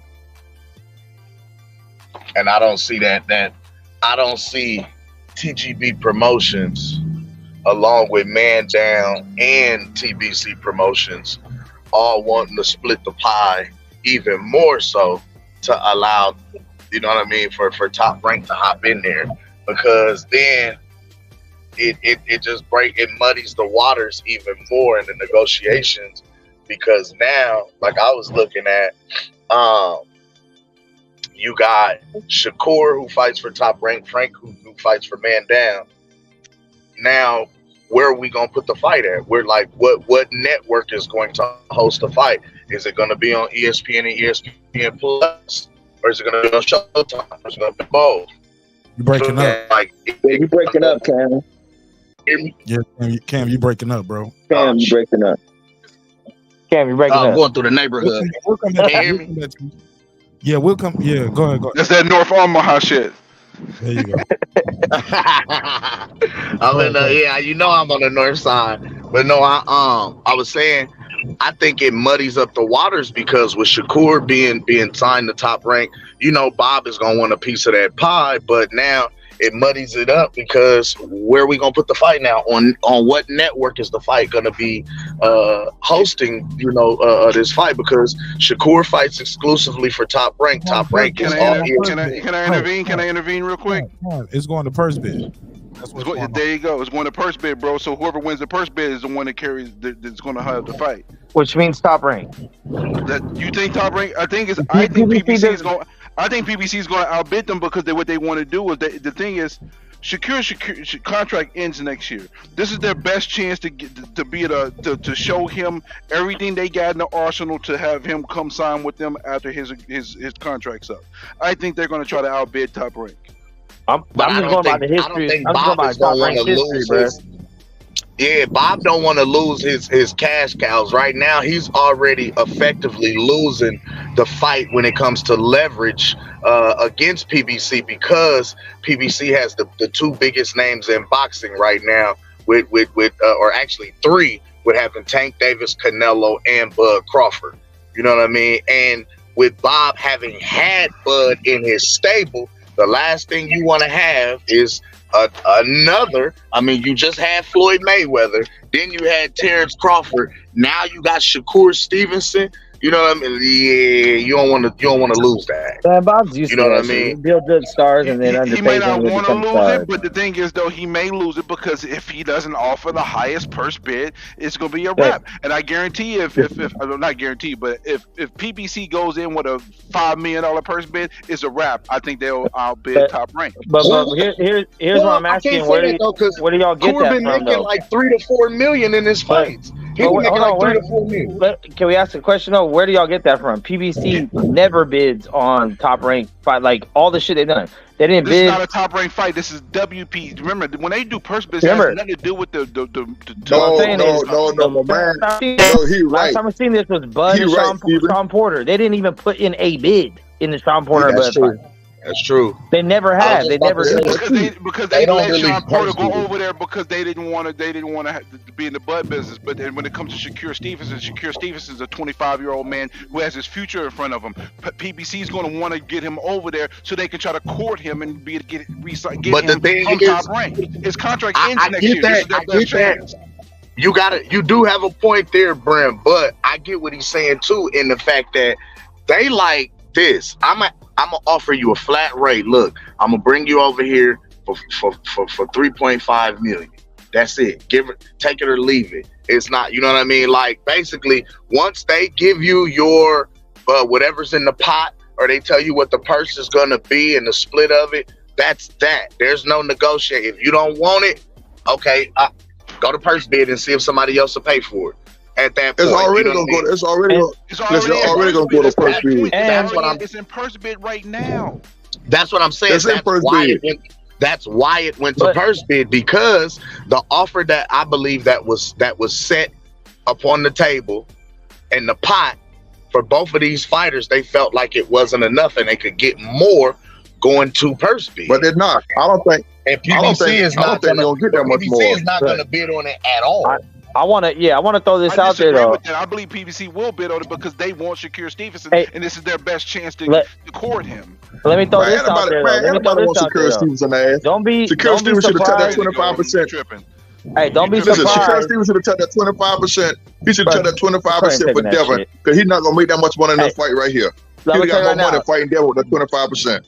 Do not be surprised if PBC pulls Frank Martin from the fight just to line him up with Isak Cruz or Tank or someone else, where they'll give him more money and he won't get a title out of it, but he'll make more money and maybe he'll be lined up for a title later. Like, I don't think they want to put any money in Bob's pocket. Can they do that? So it comes down to Frank. Is the belt more important or is your money more important? This is a WBC mandatory though. This is a WBC mandatory, but the problem with that is Tank's team has already said that Pitbull Cruz is most likely the next fight. So those two are going to be out of the equation. Well, not only that, I can't even talk about it being a WBC mandatory no more, because the sanctioning bodies move so wishy-washy and so sometimey. Because remember, the WBC mandated this fight. Lomachenko was supposed to be there first. Loma declined it. Loma ducked it. He did. David Benavidez has been the mandatory for WBC. So it was like, can you duck a WBC mandatory for? I mean, it's a vacant belt. You say I don't. I remember Ryan Garcia did that shit with Devin. Yeah, Loma and Cruz Benavidez did that. Benavidez did And that Cruz light did. heavyweight. Yep. Yes, he did. You're right. You're absolutely right. Yo, let me do this shout out to Mike Jones real quick. He said Errol coming out the track with Freddie. Laugh now. I'll give you the $2. You give him the $2. All right, pay him the $2. Oh, pay the $2. Appreciate it, Mike Jones. Thanks for supporting the show in a major way, bro. Mike Jones. I do want to say this, man. When it comes to this fight, though, man, at the end of the day, Mex, do you think people are going to support this event? Do you think they can do this again? Hey, we got some background noise. We got some music playing, bro. Mex, you're going to support this event? Will you support this event? You think talking about Bud and Spence? Yeah. That's the I mean, I'll stream it again for sure. You know what I mean? Because I like to watch boxing. So I'll stream it again. But what about the people buying it? Do you think people will buy it? Buy it, not stream. Buying it. the first time. You know, I can't see it. I can't see it doing better than the first time around, especially with the result we got. I mean, if it was a close fight, controversial decision, I could see it selling. But Spence got his fucking ass whipped. So I mean, but I will say this: a lot of Spence fans are fucking halfway retarded. So they probably will spend money again, thinking something else is gonna happen.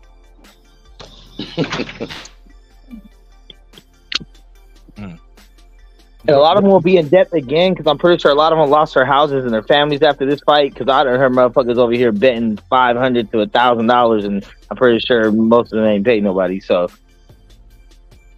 Go ahead, it's open, y'all. I was just gonna ask y'all the same question. Y'all think people will support this event? Like, do you think they can put this in T-Mobile again, or they need to put it in a small arena? Yeah, like I was saying, man, this depends on how it's promoted. I think it will just depending on how it's promoted. You gotta set it up like a Spence revenge type thing, and really play that up, and the fans will buy into that. I'm still stuck with my man with the Spence beat up face saying again though, stream it again like he streamed the first one. Yeah, man, Yeah, I you did. the answer to that. He ain't buy the first one. I did. I didn't buy the first one because I'm not a believer in getting blue balls for 5 years and then making sure the bitch nut when she finally let me fuck. No. How do you say wild backwards? Hey, Mark, that was wild. You put a case on that one. I'm just saying, for 5 years, Bud's been wanting this fight. And I'm not putting it on just Spence. The whole PBC ducked Bud. The whole organization ducked one fighter. They didn't allow none of their top fighters to fight Bud. None of them. So for 5 years, they've been nah. Then they finally want to give it to me, and I'm supposed to pay damn near $100? Nah, player. Nope. I bought Tanky Ryan, though, and I bought Benavidez and Plant. Those are the last two fights I bought, but...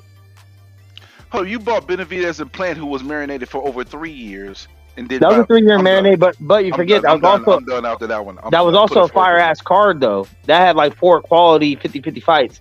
Other than the Joey Spencer fight, I mean, he was but that had the El Rayo and Colbert. That had Joey Spencer and Ramos or whatever. That had Speedy and Villa. I think was it on that one? Maybe the co-main, yeah. And then it had the main event. So it was like 4 quality fights. So I was like, all right, that's a card I can respect. It wasn't a showcase card where you already know who's winning every fight. So that's why I bought that one. And I went half with my cousin on that shit. So I ain't about that. Hey, Mark, I'll be right back, bro. I got to slide out. All right, man. Shout out to Mike Jones. Mike Jones said, why is Mex on the panel if he didn't buy the fight? Let me give him a drop. I'll give you the $2. You give him the $2. All right, pay him the $2. Oh, pay the $2. And he also said, Mex don't support black fighters. I'll give you the $2. You give him the $2. All right, pay him the $2. Oh, pay the $2. I didn't know Tank wasn't black. My bad. Hey, look, you support black podcasters, though. I do know that. That's for a fact. I support people. I don't give a fuck about your race. So it's a play on words based on what he said. No, I'm talking about Mike Jones. I'm talking about you, Mark. We good. Race doesn't matter to me at all when it comes to who I support and who I don't support. If anything, that's more racist to choose who you support based on race. So, Hey, Megs, every time you try to leave, they pull you right back into some race stuff. Hold on. Just when I thought I was out, they pulled me back in. Oh, we got a new one, Mark. I ain't seen that one. Okay. I like that one. In the tuck. I got some other drops up here. I didn't keep me in the tuck. I don't really need it. They always bring that race up with you, man. They don't like you. Yeah, I know. Join the club. Mike Jones, call in. Let me know you're gonna support the fight. Mike Jones, I think Mike Jones has Spence winning. I think the gate will still do well though. I think they'll sell out wherever arena they do choose to have the fight in, but pay-per-view numbers are gonna be. You think they'll sell out T-Mobile again? Yeah. I mean, Texas. Look, I don't know if you noticed, but Texas fans in general are pretty diehard about everything. Cowboys lose every year. They don't give a fuck. They go to the Super Bowl every year. Like Texas fans are pretty hardcore. So I think as long as they like what Champ said, it comes down to the promo. I don't know how you sell it again, even with a revenge tour, because it was so lopsided. But I mean, maybe they do start bringing the excuses in. Oh, I was underweight. I was draining myself 147, whatever, blah, blah, blah, and then get people believing like it could be different. But people will travel for the fight. Whoever missed the first one, the second one will probably be cheaper. So.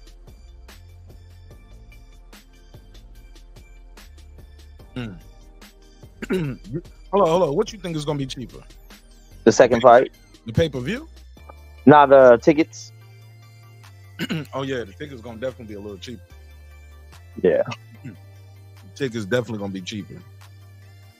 The nosebleeds gonna be about 200. Still though. Right? 300 for some nosebleeds. Gonna be some Haney Loma shit. It's gonna be 800 for no nosebleeds though. You know what I'm saying? Yeah. They were starting 700-800 for nosebleeds last fight. Yeah, I don't think they could get us like that again. But it's still two big name opponents fighting each other. It's not like a I mean, I think it's still gonna be lopsided, but who knows? You know, maybe one punch could change a fight, but I don't see it happening. But if they stack the card though, if they have like they can't have Keyshawn, he's top rank. Fuck, I don't even know who it has to be a PBC showcase. But PBC needs to go get that purse bid. Like I said, they gotta get that purse bid. Mike Jones with another super chat. He said he don't support two black fighters. I'll give you the $2. You give him the $2. All right, pay him the $2. Oh, pay the $2. That's funny, Mike Jones. I support John Jones. What, facing a black guy? Do I support John Jones facing a black guy? His last fight was against a black guy. His next one's against a white guy. What about him versus Cormier? Did you support any of those?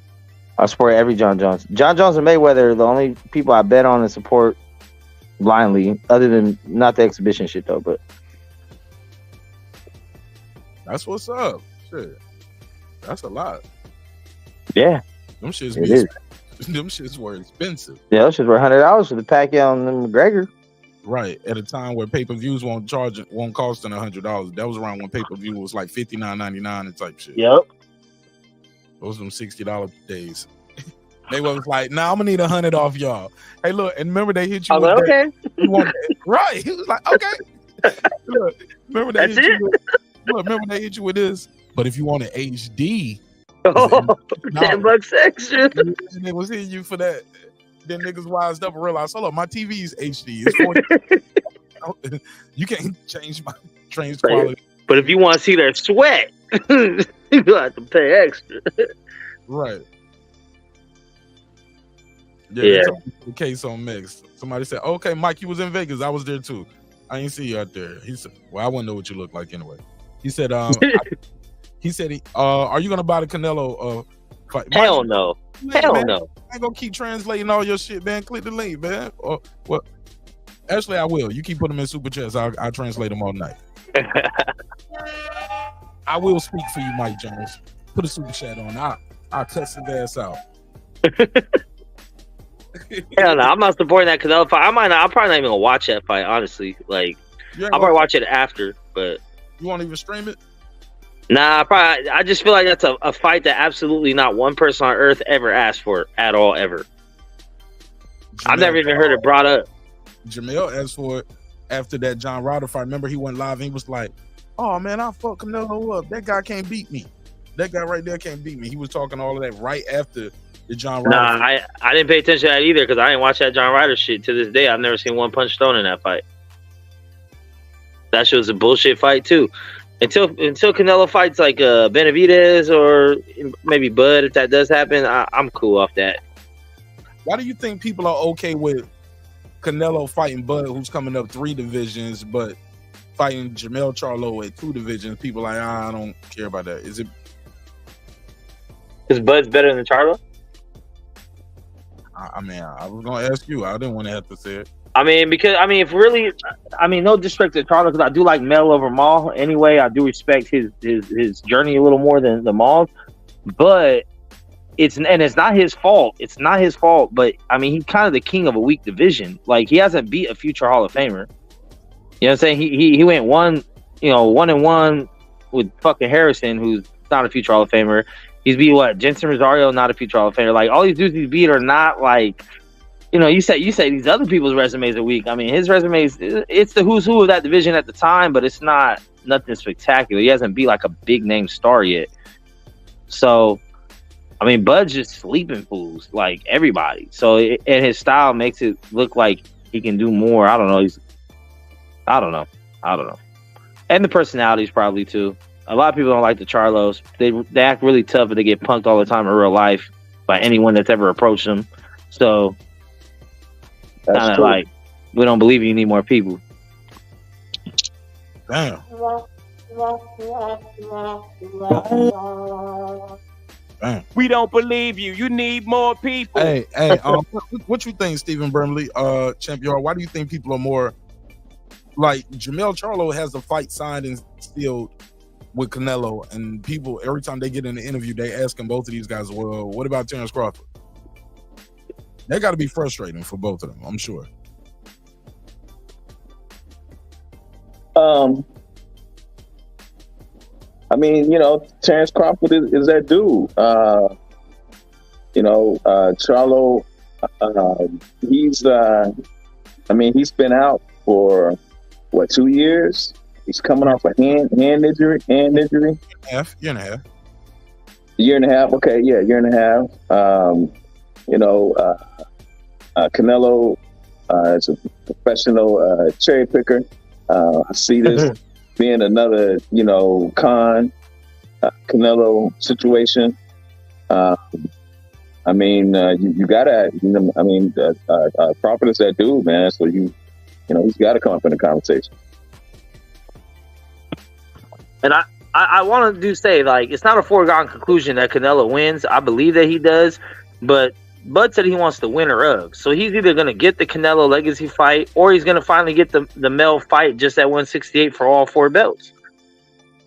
So either way, it's a win-win for him. If he fights either guy, it's a big name, big money fight. Plus, Mel and Maul are Spence's big homies. So it's like, I beat your little homie up who want to cash a fade for him, for his get back. Oh, I ain't hear the question. I was reading something. Nah, I'm just saying, like, it's intriguing either way if Bud fights the winner of, whether it's Canelo or Mel. Yeah, I would, I'm like you, Max, you're going to make Bud come up 3 weight classes when you can fight Benavidez. It's the same way I feel with him making Charlo come up 2 weight classes. To be fair, nobody's making Bud Crawford do nothing. He's going to. Yeah. Right. Well, yeah. I mean, Bud wants to fight, but yeah, he's chasing the bag, but he wants that 3-time undisputed. I don't think nobody's making him do it. Yeah. Right. A lot of options at 54. He could stay at 47. Could have fought Keith Thurman and Boots Ennis. He could have fought a whole bunch of stuff. Nobody's making. I mean, I think a Tim Tszyu fight is good for him, because if he fights Tszyu, gets the belt, and then he can fight Mel if he comes back for the other 3. You know what I mean? But I think it's better to fight him at 168, because it's like, you can't use the whole, well, he went up and came down, because a lot of times guys go up, come down, it's bad. especially 2 weight classes. Yeah, Tim U will be good. But I think a lot of it has to come down to Bud becoming the star he is now. I mean, he earned it by beating Spence's ass the way he did. So now he's got people looking at him different. Like, damn, can this guy? The way he beat Spence's ass was just too dominant. It was like a father and a son. You know what I mean? It was like, damn, they don't really belong in the ring together. That's how crazy lopsided it was. So it's kind of like maybe he does need a bigger challenge. Maybe everyone his size is just not really a challenge at all. So. Yeah, if it was like a life and death fight with Spence and he was trying to move up 3 weight classes to fight Canelo, I'd probably look at it a little sideways, like, I don't know about that, bro. But like he beat Spence's ass so bad, and there's no one at 154 with a big name for him to fight. That's gonna do more numbers than Spence, Mel, or Charlo. No one at 154. Not Fundora, not Zoo, not Castano, not none of these guys. So, I mean, right now he's just trying to cash out on his career. He's trying to get the money he should have been getting for the past fucking 5-6 years. And yeah, I mean, I get what Bud is doing. I guess I can relate it to what Roy did in his career when he, jumped up like he did, because he dominated everybody in his division. And, he was seeking to be great. So, so I get it. Yeah, I definitely get it. And it's a win-win for Bud. It's smart because like if he goes up and gets beat by Canelo, it's like, well, shit, he moved up 3 weight classes starting at, you know what I mean? Yeah. And he started at 135. It wasn't like he started at 147 and moved up. He was even smaller than that. So it's like, well, you tried. Fuck it. We weren't really expecting you to pull it off. But then if he does, he's one of the greatest ever. Yeah. Even if Canelo is on the back end of his career, it'll lock him in. 3-time undisputed, and he beat Canelo and just retires after that. Like, yeah. It's gonna be hard to argue with some shit like that. He would have 9 less fights than Mayweather. He'd be 41-0. Unless he does his rematch first, and he'll be 42-0. 8 less fights, but 3-time division undisputed, knocking everyone out. I don't know.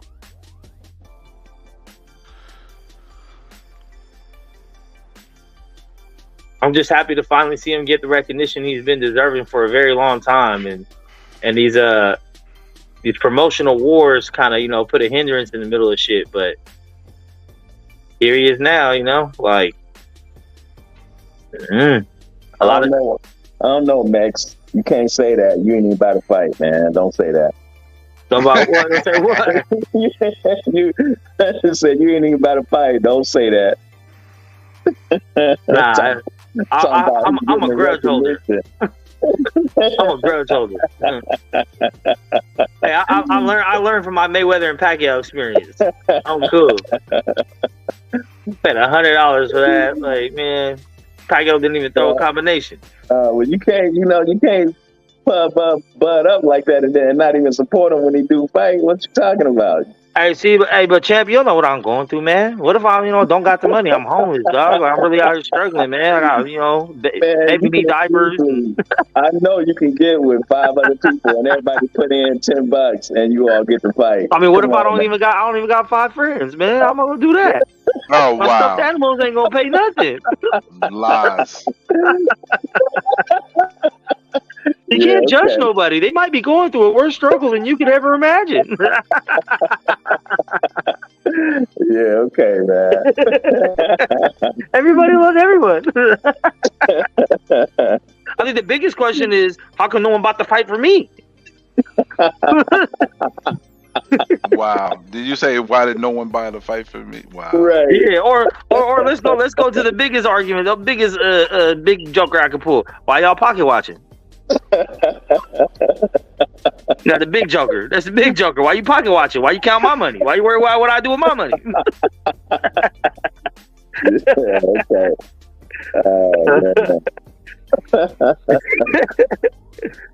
Oh man. Yeah, I found a real good link though. You have no shame. Right. I don't. You know what I'm saying? We're supposed to be fighting back against the system, y'all. Y'all just sheep. Y'all just sheep. Nah, you freestyle. You know what I mean? Al Heyman says, give me that money. You say, yes, daddy. I got you. Anything else you need? I was like, no, fuck that. You reaching now. You reaching. You tripping now. Yeah, big time. Y'all talk about YouTube daddies. You ain't talking about promotional daddies, though. None of them are nobody daddy and nobody none of the above. I can't believe you right now. You have nobody say nan nutter like you say nan nutter. Wow. How do you say wow backwards? Right.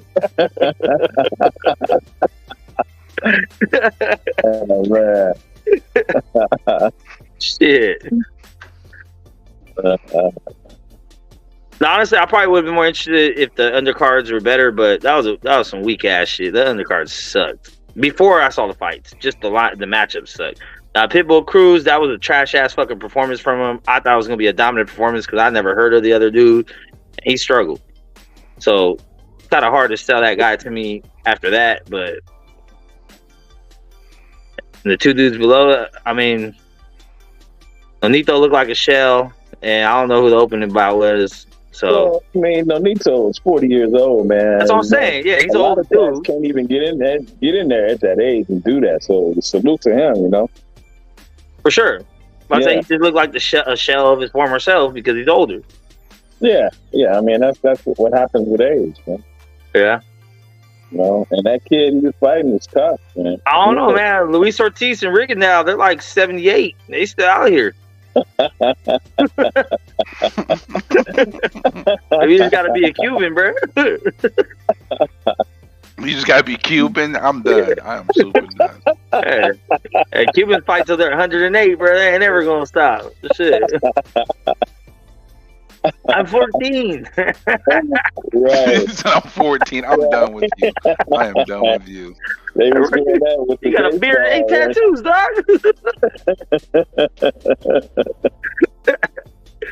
Man. But I think we're gonna get caught like within the next probably 3 years. We're just gonna have a whole nother shift in boxing because a lot of these dudes ain't gonna be here. The top of the tops are gonna be wiggling around. I mean, 3 years, Bud probably won't be here no more. Spence might not be here no more. Probably. Tyson, Wilder. Well, you got Usyk, possibly. Oh man, what did you think about that Usyk and Daniel? I think it's more on the ref. From the rule set, from what I understand, anything below the belly button is a low blow, not necessarily in a. It was right on the border. It was right on the border of his trunks. It was borderline as all get out. Yeah. So whatever the ref, that means whatever the ref decides is what it is.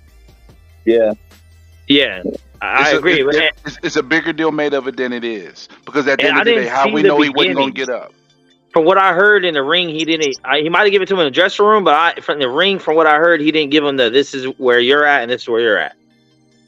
Right, which is most refs to do that. This is good right here, and yours the trucks are a little high. Here's good right here, and then even after that, it's like I feel like the ref was in the wrong for the wrong call and for like pretty much forcing them to take the time.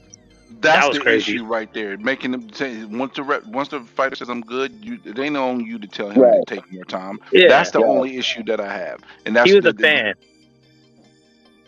Yeah, he kind of acted like one based on that. So that's the issue that anybody should have. But the fact of the matter is this: the dude was getting beat pillar to post.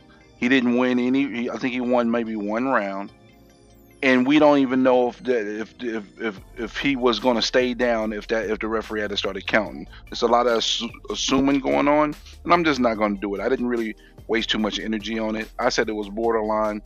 If he had called it a clean punch, then it would have been what it was.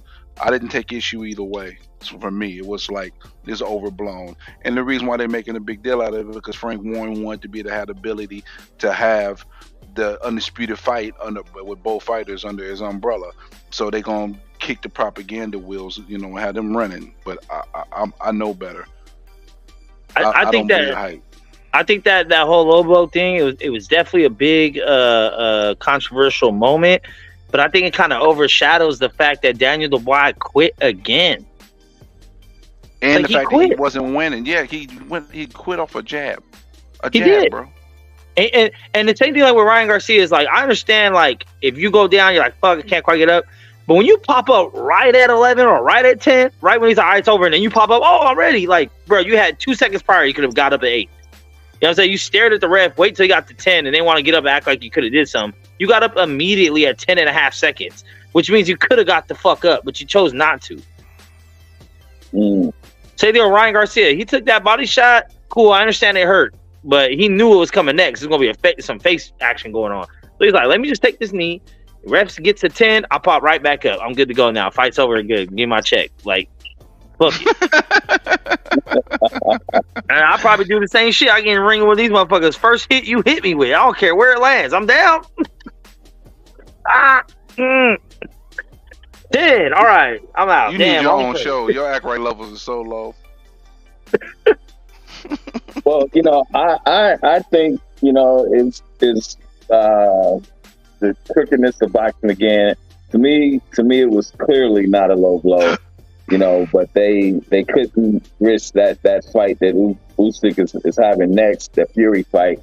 You know, they saw that going out the window, and they didn't want that to happen. Is it possible the ref was just out of position and missed the call, bro? Man, that's it right there. Even possible, like it's not like it was. No, man. And it wasn't so clear where we couldn't have a question either way, and that's why I don't take an issue with whatever the referee calls. The issue I have is how he acted after he did that, telling him, you take more time. That's my issue. The more time shit was kind of crazy. But people do forget that he had gotten warned to keep it up before that punch. He had got warned previously that some of his punches were kind of low to keep him up. So in the moment, we've already warned him. Usyk went down, like got hit in the balls, even though he didn't. Which, I mean, I was a little flopping. It's a little LeBron going on right there. But how do you know that though? Because he didn't reach for his groin at all. He got hit in the balls. That's the first thing. Anyone got hit in the balls, we all reach for their balls. But the thing is, though, he didn't get hit in the balls. Part of the cup. That's what I'm saying. No. He got hit. He got hit at the top of his cup. Nah, wasn't that low. Bro, his thumb was.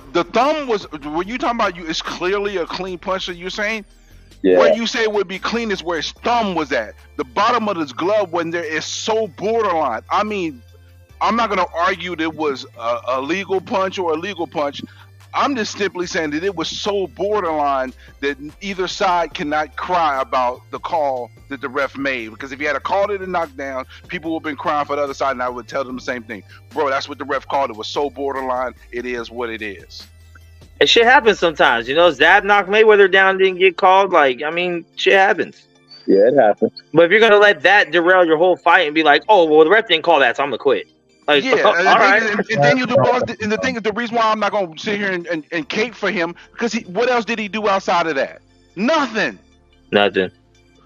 So I'm not going to jump up in arms with a guy who landed a punch that's borderline, but didn't win any other rounds, and then quit off a fucking jab. Come on, bro. That's his MO, though. Like, he's that type of fighter, you know, kind of like a Walmart Wilder, where it's like, I'm just looking for this shot. Did you just call him a Walmart Wilder? Yeah. Like he's just looking for that shot to end it. Boy. He don't got the best skills, but he's always been powerful. So it's just like he called him a Walmart Wilder. You was disrespectful as hell. It's hilarious. He said Walmart Wilder. The disrespect is on. He on 10 with the disrespect right now. Walmart Wilder. He basically said bargain prices right now. Bargain boxers. Great value. Great value. You know, but that's how he fights usually. It's just I'm looking for the big thing to knock you down. If I win a round, because I landed a couple of bombs. He's not like pointing you out and, you know, being technical and slipping and stuff. He's not that guy. Wilder don't get credit for setting up that right hand. He sets that right hand up. He just don't come in there swinging it. He's good at it. He's good at his shit. No disrespect to Wilder. That's why I call the other guy Walmart Wilder, because he wants to be that. But I mean, he body punches more than Wilder. This one body punch is probably better than y'all see on the screen? Yeah. Yeah. Okay, I see it. Yep. This is another angle from it right here. This is one angle, and this is another angle. Bro, that's right there. Yeah, it looks good. That's right there. That's not a low blow. They knocked him out. Dude stepped around, but to be fair, that jab hit him like a power shot. You know what I'm saying? And it was sharp. It was a power jab. Spence went down with a jab early in the fight too. Is he a Walmart Crawford or a Walmart? What you call him? Walmart Wilder. Spence would be a Walmart haggler. He would be a Walmart haggler. Spence would be a Walmart haggler based on this theory. Spence? Mm-hmm. He would be a Walmart haggler. Spence don't have half the time that Hagler had in his fucking pinky. Hell no. Like, he's hold up. I ain't gonna let you dog Spence out like that because Spence went out on his shield, bro. That's cool. He got heart. He had no heart ain't skill. Ricardo Mayorga had heart. Yeah. And cigarettes too, and ass slaps. Yeah. Vic Darginian had heart. Yeah. Yeah, they got heart. I mean, that's one quality. That's a good one. But, can't teach heart. But hold up, bro. Spence ain't no Ricardo Mayorga though, dog. Like, no, I'm not. But I'm saying, like, if the only thing you give him credit for that fight is having heart. So I guess you want to give him a consolation prize, like, well, sure, he's at heart. Cool. I'm gonna tell you what's crazy. I remember that interview. They was talking about willing to die in the ring. He said, "Nah, man, I got 3 kids. I ain't willing to die in there. Ain't no boxing ring." He looked like he was though. July 29th. He looked like he was willing to leave it all in. They should have let him go out. I don't like the way they stopped it. They should let him go out. Let him finish, bro. No, it should have been stopped 2 rounds before. Stop it, man. Come on. It was. It should have been stopped after the 7th round. They stopped it. It was a good stoppage, man. I'm not gonna say that. You robbing Crawford of his moment, of his legendary mural painting, fight, man. You know what I'm saying? He had his moment the whole fight. You could clearly see it was a matter of time. Film of like, you know how they let Canelo go over there and hit old boy one more time with that hit a quitter. What's the dude name? He hit him and made him do his 360 spin. You talking about from Texas? Yeah, you talking about what's my man? James Kirkland. Yeah, James Kirkland. Yeah. Oh yeah. Kirkland moment, man. See, yeah, give him that viral KO or the Ali standing over the dead body shit. Like, instead he got Ali over the when he stood up over them ropes. Yeah. Over Jermell, like that shit was crazy, bro. That's still crazy to me, like to see that in real time. Like, I'm trying to figure out. I don't think he's ever did that, or nobody's ever did that to Jermell. Neither. Like, man, Charlo stay getting punked. Last man. time y'all seen somebody mid-fight calling out other people on the side? Like, when was the last time y'all seen something like that? I ain't seen that in my lifetime. I haven't seen no one call no one out. I say Mayweather talk about bets and shit, but yeah, shit like that. And even then, it was like the guy wasn't knocked down. Floyd was just like, in the middle. I'm gonna talk while we standing right in front of each other. I'll take the Patriots. I like Mike Vick. Yeah, that's just supreme confidence in what you're doing, man. Yeah. I like it though, but I mean, like I said, man, I'm a fan of all fighters going out. Like, let them go all the way out. Even with the Aljamain Sterling and Sugar Sean, I feel like they should let them go out. Let them go out. That's what they signed up for. Yeah. No, he's still on his feet. Yeah, man. Let him keep fighting on Stephen Brimley, and then we won't have to hear these excuses about no excuses. Early stoppage. Yeah. Or what if he would have landed something big and you could who knows? But just let him go out. Let him go out. Or let his corner stop it for him. But I feel like the ref should just be there to enforce the rules, and that's about it. Yeah, it was just heating up, man. It was just getting good. Just piecing his ass up. At least let him fall and get a count. Yeah, let him fall, get the count, and then be like, nah, you're too wobbly, or you're not answering me, or I told you to go left, right, you almost fell again. All right, cool. Now we go. He didn't get the count. He had knocked him down once before the last knockdown. No, that was 2 rounds before. He dropped him in the second, twice in the 7th. The 8th round, said Crawford looked like he took the round off. Yeah. That Spence make a mistake. The 9th round, Spence made that mistake. Crawford made him pay. Yeah. And it was beautiful. I loved it. Same thing with McGregor and Floyd. I mean, I wanted to see McGregor on his ass. Right. That's another one, man. Like, yo, why y'all stopping it right here, man? Like, y'all protecting these dudes. Like, too much. Like, combat sports. And I totally understand the people's logic behind, I don't want to take too much punches in a career, this and that. That would make sense if he was going to retire. But he's going to get right back in with the same fucking fighter, probably punch 100 more times. So you really don't give a fuck. You didn't learn, man. You didn't care. You let him go back in there and fight again. Let him go. Yeah, but you gotta. I mean, when a guy's getting pummeled, you know what I'm saying. Even though he's not hitting the ground, you know what I'm saying. You gotta stop it. I don't know if you guys, y'all young, so you don't remember when Ray Mercer had Tommy Morrison in the corner, and Tommy Morrison was just taking blow after blow after blow. He never hit the ground, but the ref had to step in and stop it. Now, if he was out on his feet, I would agree with that. Yeah, but Errol won't out on his feet. He wasn't. Coach with his eyes rolling in the back of the head. But he wasn't going to come back doing anything. It wasn't looking good at all. And we know that. We don't know that because remember remember Corrales was able to turn it around. That's true. And his ass dropped like two, three times in a round. Yeah, that's true.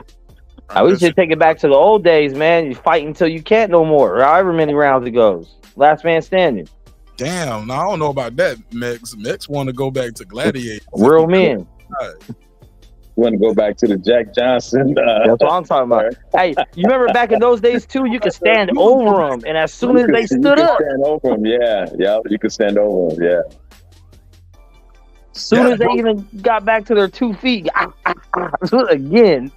That's brutal when you think about it too. Like, as soon as you stand up, the motherfuckers hitting you again. Like, yeah, I'm glad they changed that shit. Like, man, give them some space. And then they changed it to every knockdown was the end of a round. And then they changed it to just unlimited rounds. And then it went down, 15. Yeah, 15, yeah. And then 12, like it is now. I still think they should do at least 13. So that way there's less draws. Odd numbered rounds. Or uncommon anyway. We get draws all the time. Yeah, but I mean, 6-6 draw would be a little less. You know what I mean, it'd be a less chance of having one. I kind of like how that OTX does that 1 round overtime shit. That's pretty tight. And then both fighters know they got to put it on the line for that 1 round. Give it all you got. You think when they go down on the ground, you should be able to hit them while they're on the ground, Max? No, I don't know about that. I don't know about taking that far back, but yeah, I think you need to let them go down, man, and see what happens. Obviously, when they get up, if they're just too out of it where they can't, they just. I understand calling that off. You look them in their eyes, you shake, check their hands left, right, and you're like, nah. Okay, I understand. You give them the due process, but let them go down because maybe that's what they need is that little 8 seconds to get their shit back. What y'all think of Canelo Crawford picking? Oscar picking Crawford over Canelo. You gotta take what he says a grain of salt, bro. The way he operates with Canelo. I heard what you said. Hold on, let me finish. It wasn't personal. What he said was all skill based. He said Crawford is a smart fighter. He's a fresher fighter. He's more primed than Canelo. That, in his opinion, like you think that was damn biased? It's. And the feet. Canelo's feet are heavy. The problem with this is because it's coming from Oscar De La Hoya and his history of how he's talked about Canelo since Canelo left and they fell out on bad terms. The points he's making could be 100% valid and strong, but it's coming from him, so it doesn't have that much merit because the way he speaks on Canelo is from a place that I can't necessarily take his viewpoint. It's something genuine because he has an ulterior motive when it comes to Canelo. Sorry, but not sorry. Okay. What do you think, Megs? He said Canelo's feet are heavy. He said Crawford is a big guy, but he doesn't rely on power. He relies on his boxing IQ. He thinks Crawford can outsmart Canelo, and he's picking Crawford in that fight. He said, "I don't think it'll happen, but if it does happen, I'll have to edge Crawford." I agree. I agree with the last point made. I mean, even if I agree with his point of view, it's still Oscar. I would rather not hear the opinion of anyone that puts, eliminate Oscar from it. What do you think of the points being made? The footwork. Oh yeah. No, I agree. I definitely agree with that. I've been saying Canelo's had bad footwork for a long time. Even with his highlights of his head movement, his feet are always planted. Didn't able to punch and get his power. He needs planted feet. So yeah, I agree with all that. It's just Oscar be doing fruity shit, so I'm cool. Yo. Did y'all hear the Mosley interview when he was talking about Oscar being gay or not? Who? Shane Mosley. No. What did he say?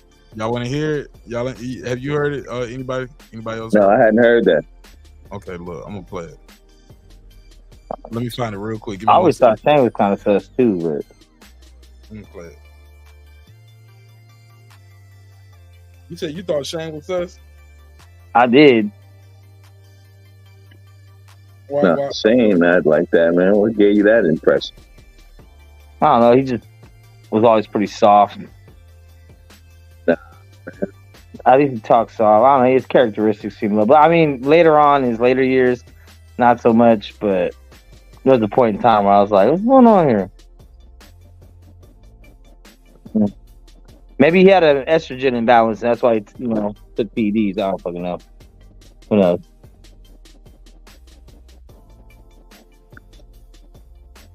Man, I found it. I'm gonna play this clip, man. But I implore y'all to check out this interview. It's in a bunch of different clips up here. It's a lot of good ones up here. Shane talked about how his wife told him before the Margarita fight he was gonna lose, which is gotta be fucked up. He talks about Terence Crawford can beat Money Mayweather, but can't beat Pretty Boy Floyd. Yeah, it's a good interview. And it's broken down in clips. But let me play this one right here. It's about he's asked if Oscar is gay. He's like, man, Oscar ain't gay. Oscar ain't gay. I would know. I would know. They took my percentage away from. I like how he started off too. He talked about how Golden Boy took his percentage away from the company when he fought Pacquiao, which I don't understand. Why I wish he would have broke that down further, but. The interviewer was more focused on the Oscar being gay stuff than asking like, why they take your percentage from you? Like, how did that work? Because I was always under the impression he sold his shares back to the company. Like a lot of people that was with Golden Boy sold their shares back. But here you go.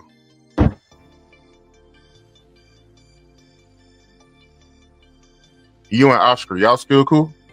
I would say we're cool.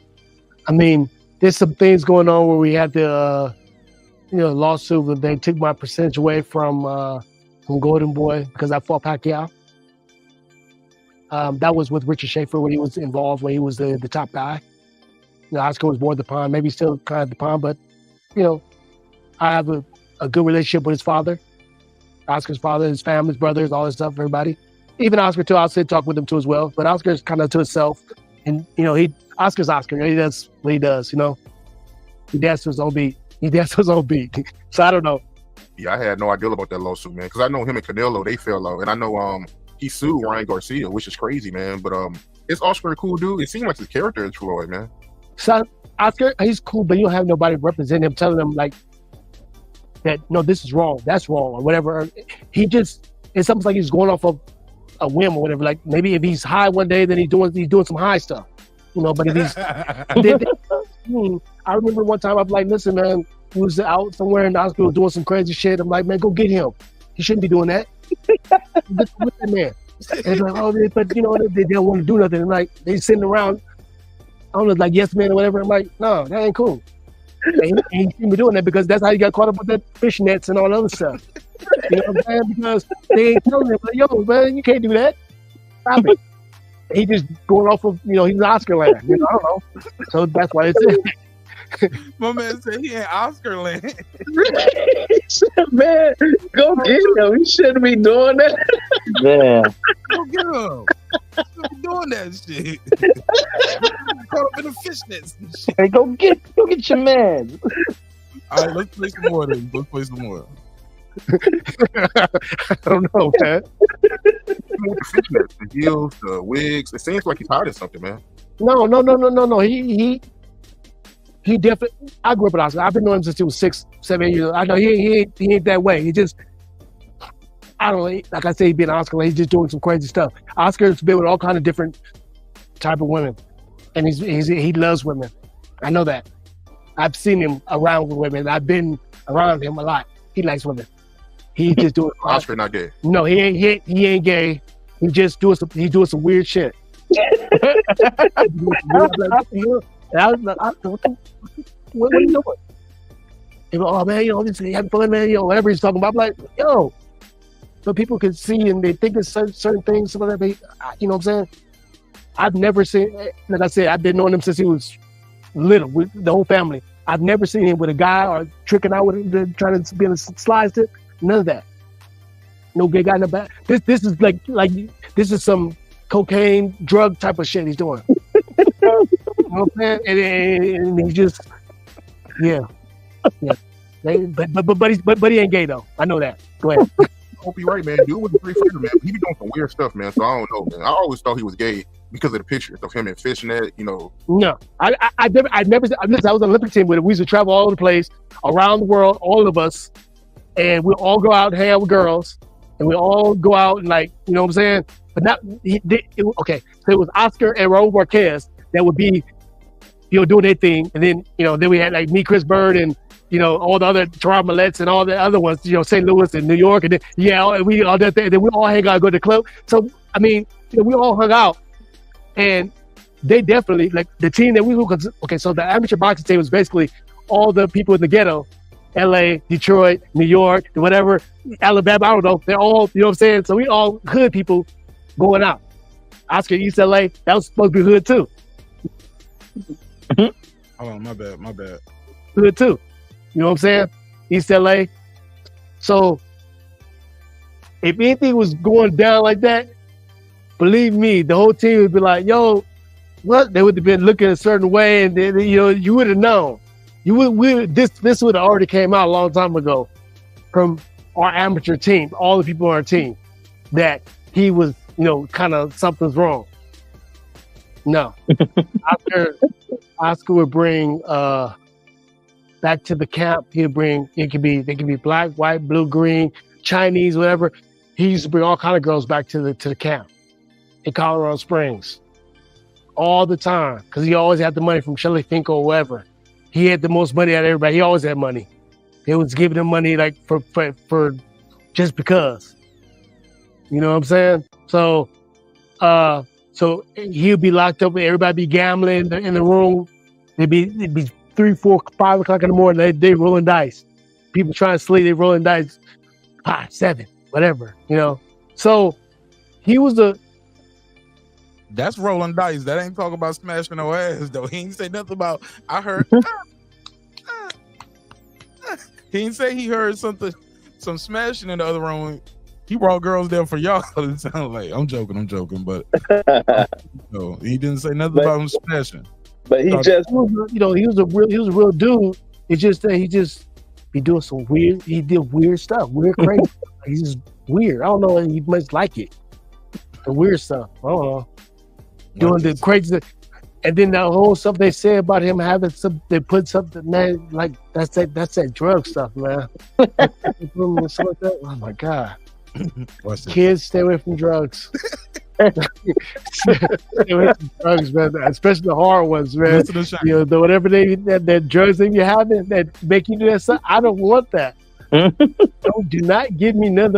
I take I take the weed, the blunt, and maybe little mushrooms here and there. I don't know, but I do not want what they giving him. Do not give me that.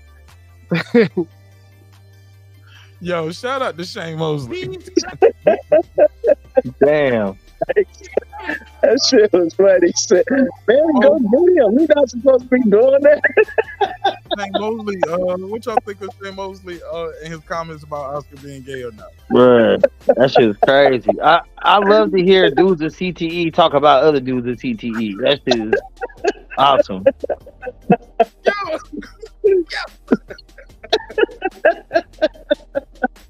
Always a great interview. But you know what? I mean, I believe Shane, because Oscar was just on the Breakfast Club, and he was talking about a documentary that's out, And he was saying that, in the documentary, they talked about the fishnet situation, and he was like, he was drugged out his mind. He don't even remember it happening. So I believe what Shane is saying. No excuse. Yeah. You know how many crackheads I got in my family, nigga? Who ain't got dressed up in fishnet? Man. I know. I got him in mind too, brother. Out of here, man. Respectfully. Hey, you don't start sucking real dicks until you sucking glass dicks. I mean, well, maybe you do. Actually, yo, man, I don't never want to hear men talk about sucking dick. I want to hear that. I don't want to hear that, dude. That's just weird shit, man. It's a weird shit. Mix. Hey, Champion, come get Mix. Mix, right. He doing that. Right. He ain't supposed to be doing that. He ain't supposed to be doing that. And like normally it would sound like a teacher's pet snitch, but he sounded like he was on the right path on that one. Hey, the guy making the most money is not supposed to be doing that. Shout out to Stephen Bateman. He said, "Let's go, Bud. All the way in Australia. Shout out to Australia, man." That's right. Yo, Kansas City Mac, y'all got him rolling in the chat, yo. Right. Well, that shit made my night hearing that interview. I'm gonna have to listen to that shit. Yeah. Yourself, man. Jay Mosley sound like he might be a little high in this interview his damn self, don't he? He said maybe some mushrooms. He said maybe some mushrooms. I said, bro, those are psychedelics. You won't fuck around, wake up in some fishnets your damn self fuck with the mushrooms enough. Yeah, right. Yeah. Mm-hmm. He also said Devin Haney don't want to fight Shakur. He doesn't. Hold on, let me play. Let me play this audio. What? Hold on 1 second. Let me play it from here.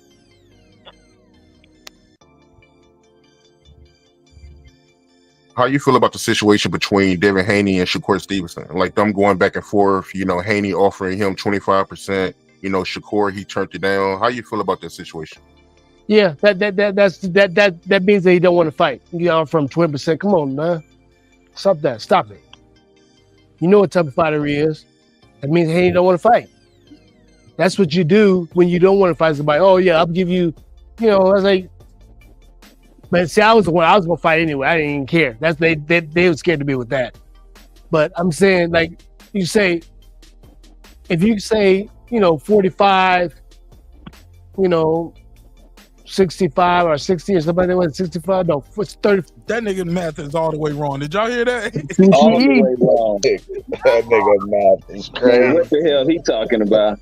He said, you say 45, 65.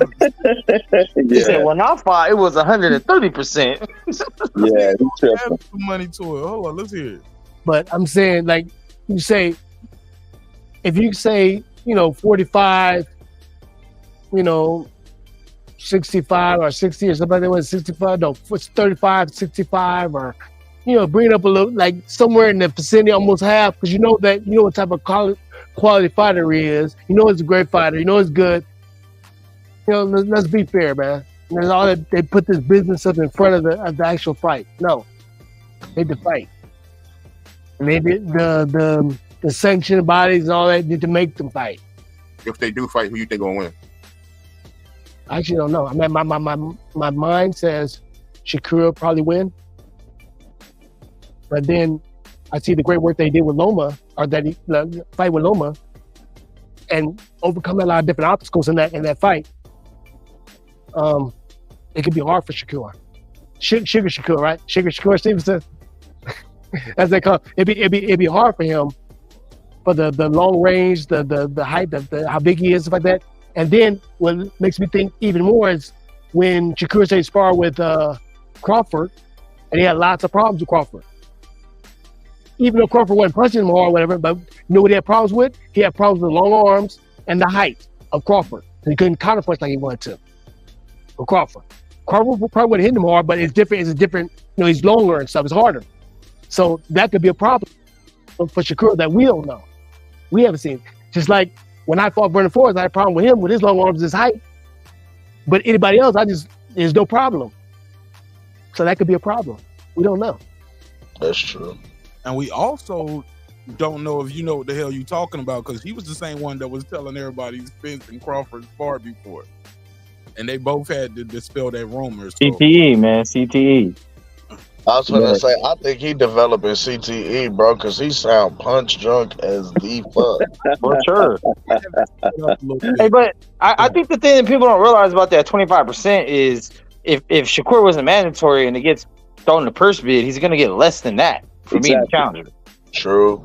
I was gonna say he was. Go ahead. Shakur is not a champion. He's a top contender. That 25% was a good offer. It was a fair offer, but yeah, in the same token, I looked at, because it was more, that 25% is more than what Dev fought for when he had to go over there to Australia and fight Kambosos. He took 22.8.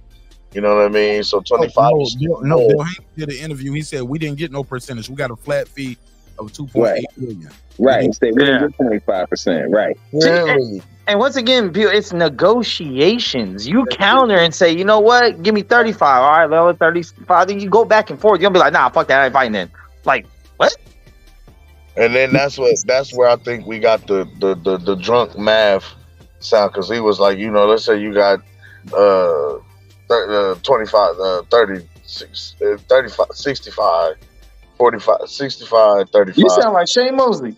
That's where he was. That's what he was giving us the numbers. Like Shane Mosley got cheated out a lot of his money, his contracts. Man. Yeah, they say we gonna give you 35% of the 65%. And when you take some of them right hooks that he might have taken, you know, coming in at the end of the fight, it's hard to keep up with a lot of shit. One thing my grandma told me was, don't let nobody cheat you out your money. So dizzy as I am, nigga, count my check. Yeah, I don't want to for losing some of his faculties, because I saw how he got it. He got it honest, man. Damn, it was a lot of people. He fought too long. I think these guys be fighting too long, thinking that shit ain't gonna catch up with him, and it always catch up with him.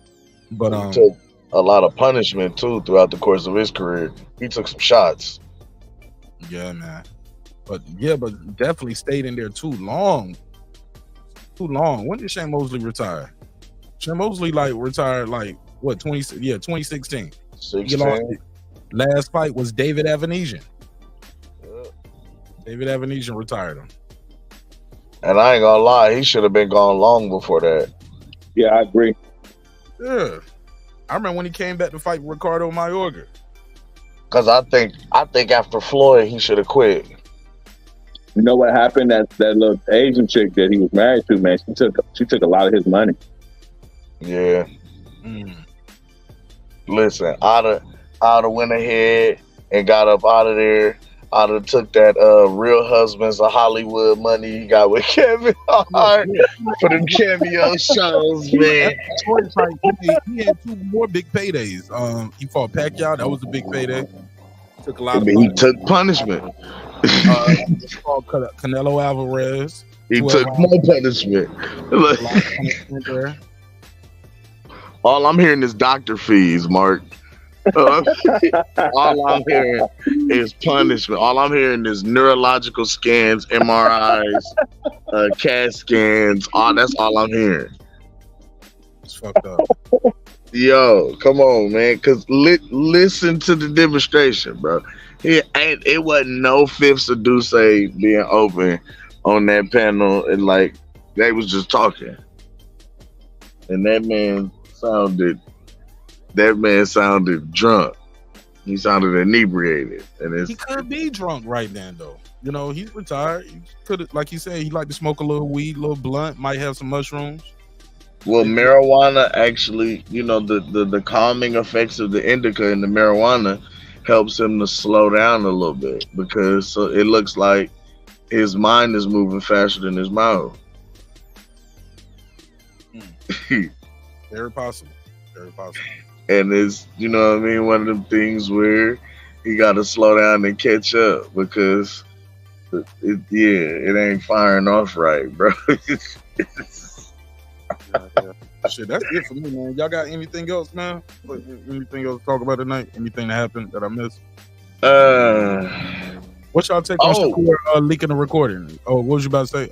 I was finna say, I seen something on Twitter about Alicia Baumgartner coming out and saying something about her the findings. 2 of the substances wasn't in her test results for the findings or whatever, and she's like on a quest to figure out the rest and vindicate herself, but she didn't show the actual test. She got the test and she said 2 things. What you said? Say that again. She said 2 of the substances that they saying that she had tested positive for, she said was not in her actual test result on the initial finding or on the day that she took the test or some shit like that. It was on her X page. I can't think of the name of it. You know, they changed the name of Twitter. I go to Twitter. Let me see what she talking about. Let me see. Yeah, something out to that effect. As I said, transparency is key for me. After waiting 2 weeks, I received a full report. Can't share everything yet, but here's the first clarification / correction of what I bet will be many to come. I did not. The test did not show 2 substances. Still investigating. Shoot.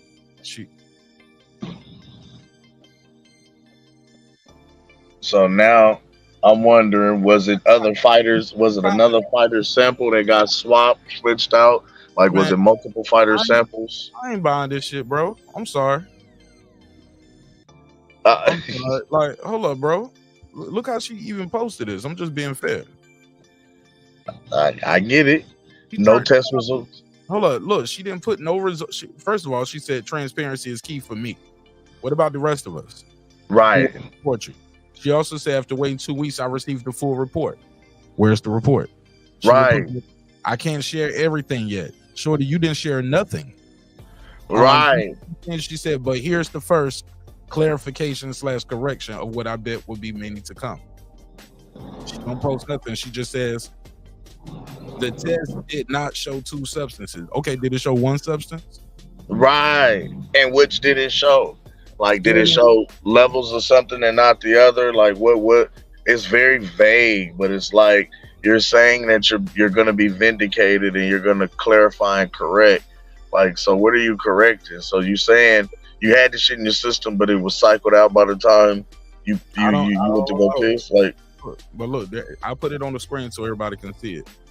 As I said, transparency is key for me, and after waiting 2 weeks, I received the full report. Can't share everything yet, but here's the first clarification. Look, why you can't share it? Because I'm dropping paperwork. Yeah, here go my shit. Look at this right here. Y'all lying. You know what I'm saying? But on the flip side of that too, though,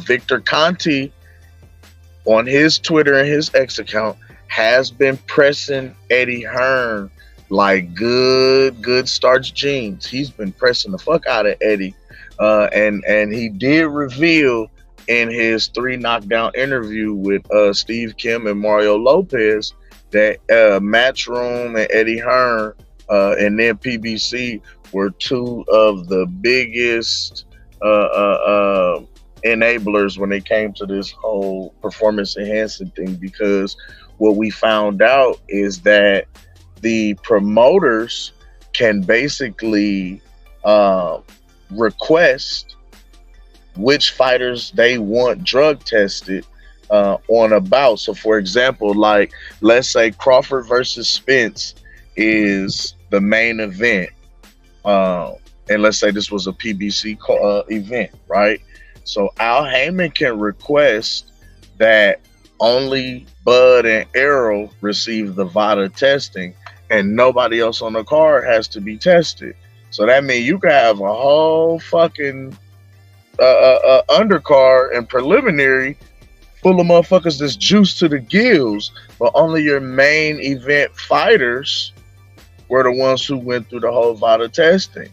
A prime example, and he pointed out, he said on the Ryan versus or on the Tank versus Ryan, I think undercard, he said Demetrius Andrade fought on that undercard and did no VADA or drug testing the entire fucking training camp. Like, so you telling me this man is, you know, packed house 20,000 plus no VADA testing, so he could be in that motherfucker juice to the gills. You only tested your main event fighters. And then to go even further with that, he stated something to the effect of the promoters can basically request that they only receive the, you know, if it's any adverse findings, right? They can keep it private. Yeah, only they can have the results sent to them, and they can decide if they want to release it and make it public, or etc. And basically, he stated off the top that Eddie Hearn was number one in Matchroom, and Al Heyman and PBC was number two, as two of the biggest when it came to that whole situation. For sure. So for sure, it now speaks to Alicia's situation, because she signed him at, you know what I mean, Matchroom with Eddie. So it's like, you know what I mean, I don't know if you could pull up his Victor's X account real quick, but he been on Eddie bumper, like he been on Eddie ass. Like, so Eddie, y'all gonna sign up for this VADA 365 24/7 testing? Like, what y'all gonna do?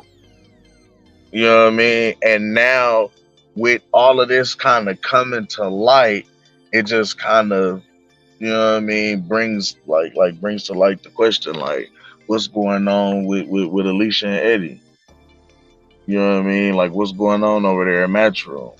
Because now what that makes me think about is, since Alicia and what was her Laterna, you know what I'm trying to call her name, Christina. So if they were the main event fighters, they had to submit the testing, but you telling me nobody else on the joint did? You know what I mean? Or, you know what I'm saying? Or basically they didn't get tested, and they, you know what I'm saying? Like somewhere in there, there's a swap, there's a switcheroo, and some shit is fucked up. Somebody done fucked up the church's money, and Alicia is getting and taking the blame for it. You know what I mean? Like, no, I didn't have no substances in my shit. I cycled out in time, but you telling me I got popped for this? No, I submit this. This is somebody else's sample. You know what I mean? Like, who knows? That's the easy thing to find, right? And that's what I'm saying. So why would she not release that? I don't know. Is she contractually obligated to not, you know? Objection. That calls for speculation.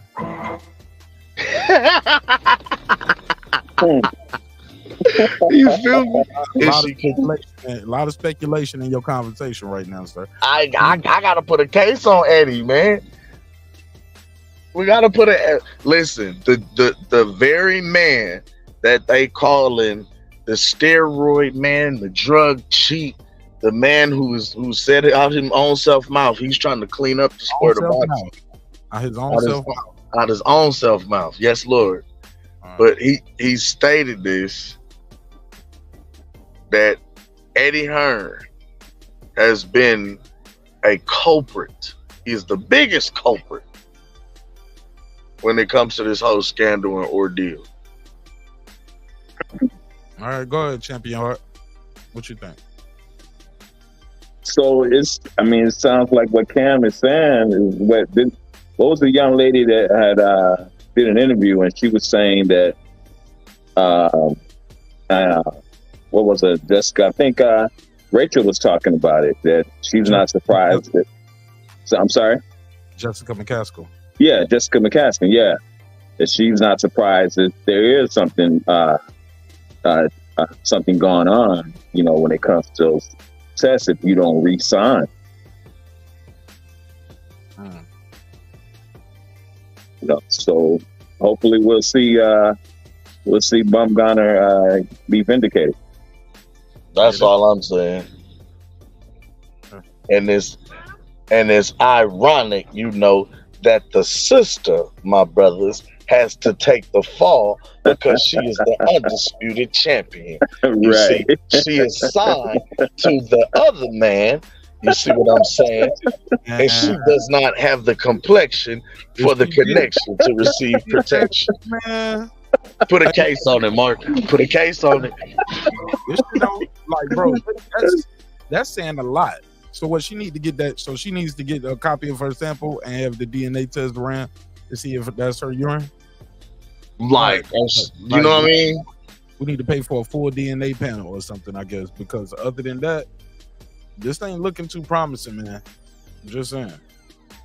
It looks damning still on her end, like, but now this really highlights everything that Victor has been saying from the jump about Eddie.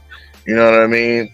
And now it's unfortunately you still haven't proved that they swapped the test out, though. You haven't proved that yet. Well, I'm not gonna say.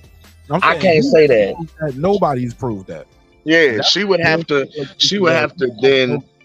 Yeah, you need a DNA test to see if that's your piss or not.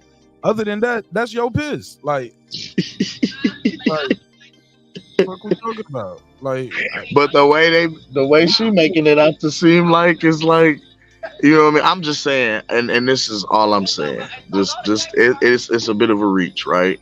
But I'm saying, let's say her and Christina didn't have to give samples for this fight, but other fighters did. But on the record, you know what I'm saying? I'm just saying, just follow me. Give me something to go with this situation, though, because I'm gonna lose you when you give me a totally different situation. No, I'm saying follow me. Let's say off a cliff. It had to be reported that Alicia and Christina gave samples, but they did not. So let's say we did, but we did. Feel what I'm saying? And now on the back end, you make nobody's saying that. Objection. That's not in evidence. Hold on, Mark. You didn't even let me finish. You didn't even let me finish. That's the whole point of rejection. We don't finish that shit. You don't. Hold on. Let me get there, man. You didn't even let me get there. No, what I'm saying is, I heard enough. Let me respond to what I heard. Objection, objection, objection. Hearsay. Facts not in question. In evidence. Speculation. That young lady is not even saying, I didn't even take no drug test, so I don't even know where they're getting this piss from. She ain't even saying that. You just made that up, Cam. No. Well,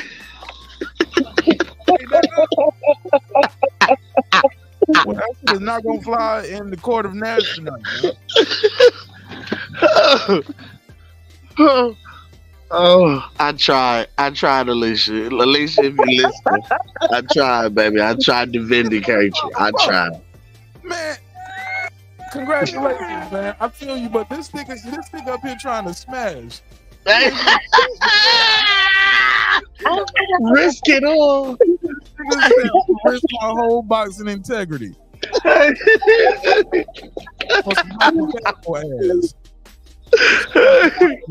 you say he really enjoyed the show. Man, I'm glad I end up doing this show. Cause I wasn't gonna do one, but I'm glad Champion Heart gave me some encouraging words, man. Said, let's get it. Let me get it right this morning. I got 5 on it. All right, man. This Labor Day weekend coming up, man. Do we got to fight this weekend? Anybody fighting this weekend?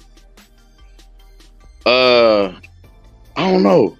I think we got some MMA stuff, man, but I don't know if any boxing happened. What we got?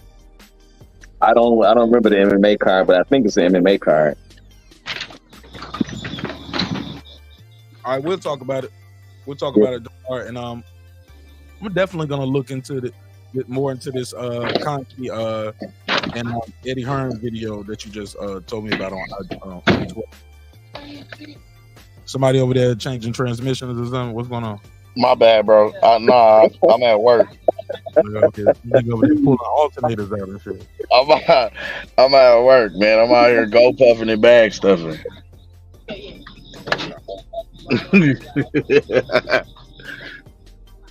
I'm working and working while I'm talking. All right, well, shit, man. I'm about to slide, man. Y'all got any final words? No, I'm sorry. Go ahead, Cam. No, go ahead, bro. Go ahead. I gotta get back to work. I was gonna say, hit the like and subscribe. Y'all know what to do. Plug your channel, bro. Oh man, you can catch me and Pastor Gooch, Sugar J over at It's Boxing to You, ITZ, the word boxing, the number 2, the letter U. Listen, man, we over there. Matter of fact, you need to play that another Bud TKO. Hey, yeah, man, we've been killing these channels, man, killing this propaganda, swatting shit out the sky, man. Like I say, man. Come cook with us. Y'all more than welcome to pull up. We dropped the link, all that. Mark Nash, no, man. Matter of fact, Mark, you got to come cook with us, man. Come put a case on some of these cats because they be over there reaching, man. They be over there making up scenarios and shit. But we just like to cook boxing, man, like, because it's so unpredictable. You never know how this thing could play out. You know what I'm saying? Who could step in? So we end up cooking on different shit. You know what I mean? Like, so. Yeah, pull up, man. Booty Swang is available on all streaming platforms. Sick and Tired is available on all streaming platforms. And yeah, man, one love to my guy Mark Nash, man. I'm out, man. You know, man. Back to the streets. All right, Cam, have a good one, man. Good seeing you. Yes, indeed. One love to y'all brothers, man. Yeah, y'all knew I was gonna pop up on y'all for a Spencer Crawford. Oh yeah, I knew that was coming. Yeah, talk to me, man. You got any final thoughts? Anything you want to say or plug and promote before I let you go? When you get a chance, definitely go and check out our latest episode of Cooking with the Champ. I did one with the empanadas with a couple of little helpers. That one's pretty cool. And then I also did a teriyaki chicken bowl. Just something real quick, real fast.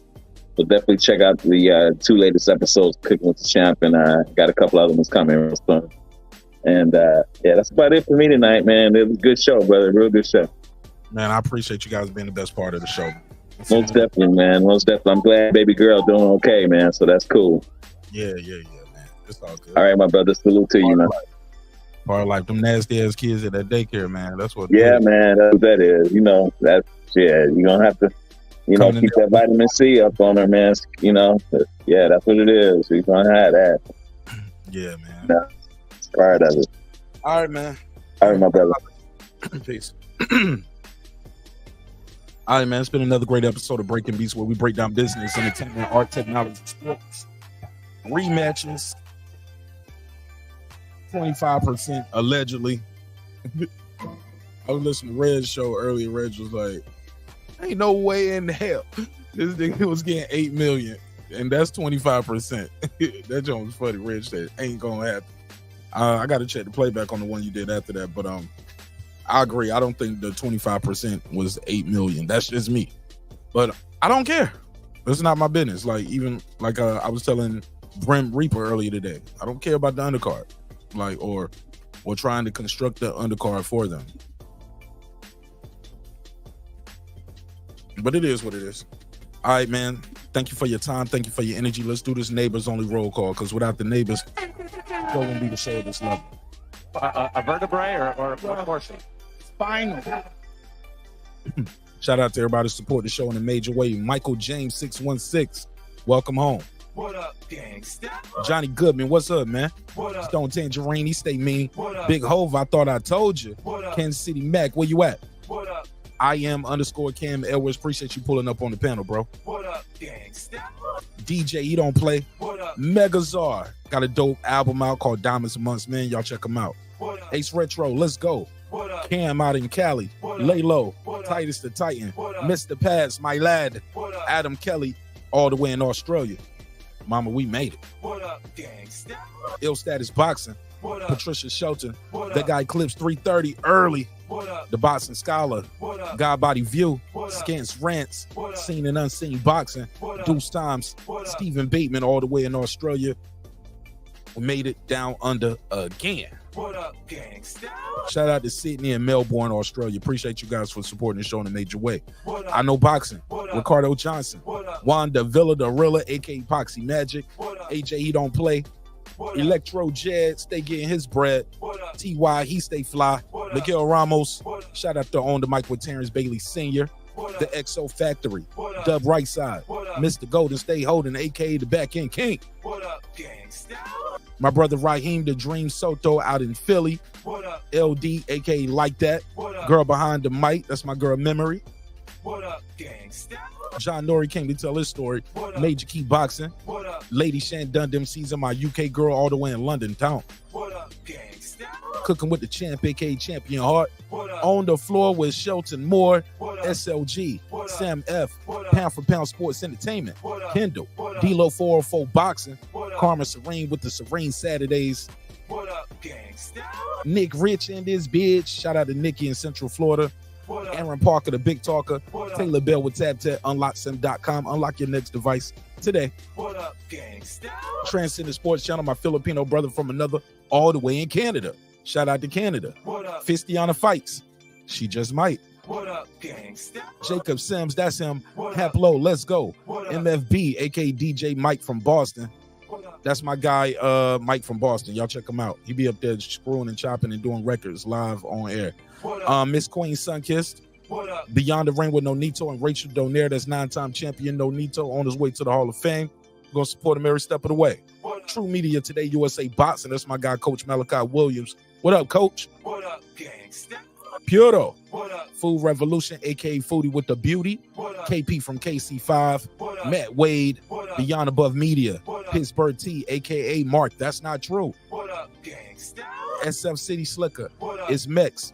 Rider of the Storm. Here to There. Maddie Yoel. Cliff Bailey. Con Shawnery. Lisa Bell, she never fails. What up, gangsta? HLD, Cooking with Sir Senior, D Bevel the Champ, and of course the big fish himself, my good brother Derek Lincoln. What up, gangsta? Good shit. What do you mean by that? Your back is broken. What, a vertebrae or what portion? Spinal. Yeah, man, I appreciate y'all, man. Thank you for your time, your energy. Thanks for supporting the show in a major way. Thank you for your time, your energy. I do not take it for granted, and I don't take it for light. Shout out to Stephen Bateman for the support with the super chat. He said, good work, brother. Man, I'm trying, bro. I'm trying. I got 5 on it. All right, so this was just a pop-up. I'll see you guys tomorrow for our flagship show. And we'll try to be here around 10 tomorrow. Around 10, no later than 11 tomorrow. I'm going to try to do my best. East Coast time. 10, no later than 11, all right? I know y'all tired of these midnight shows, but that's when I'm available, man. If I'm available, I'll try to get there. But I love y'all. Hope you love yourself. If not, guess what? God loves you. So does Mark Nash in the neighborhood here at Breaking Beats. Hey, look, man, respect is free. Disrespect gonna cost you everything. Your family, your freedom, your finances, most importantly, your life. So let's show each other love. Let's show each other respect. Hey, sometimes we're gonna agree. Sometimes we're gonna disagree. But one thing's for certain, two things for sure, homeboy. Never forget this. I built this shit. Me. Brick by brick. And I'll be damned if I let you tear it down just because you don't like the way another nigga talk.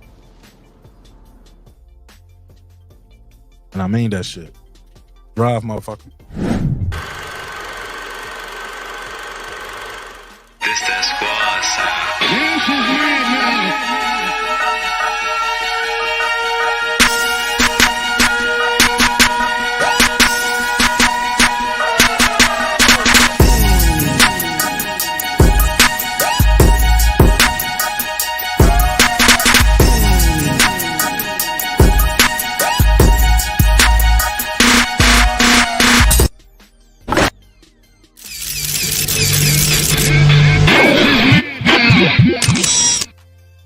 And shout out to Tony in Sacramento for the cash app, man. A little later. Sorry about that. But thank you, Tony in Sacramento. Appreciate you supporting the show in a major way.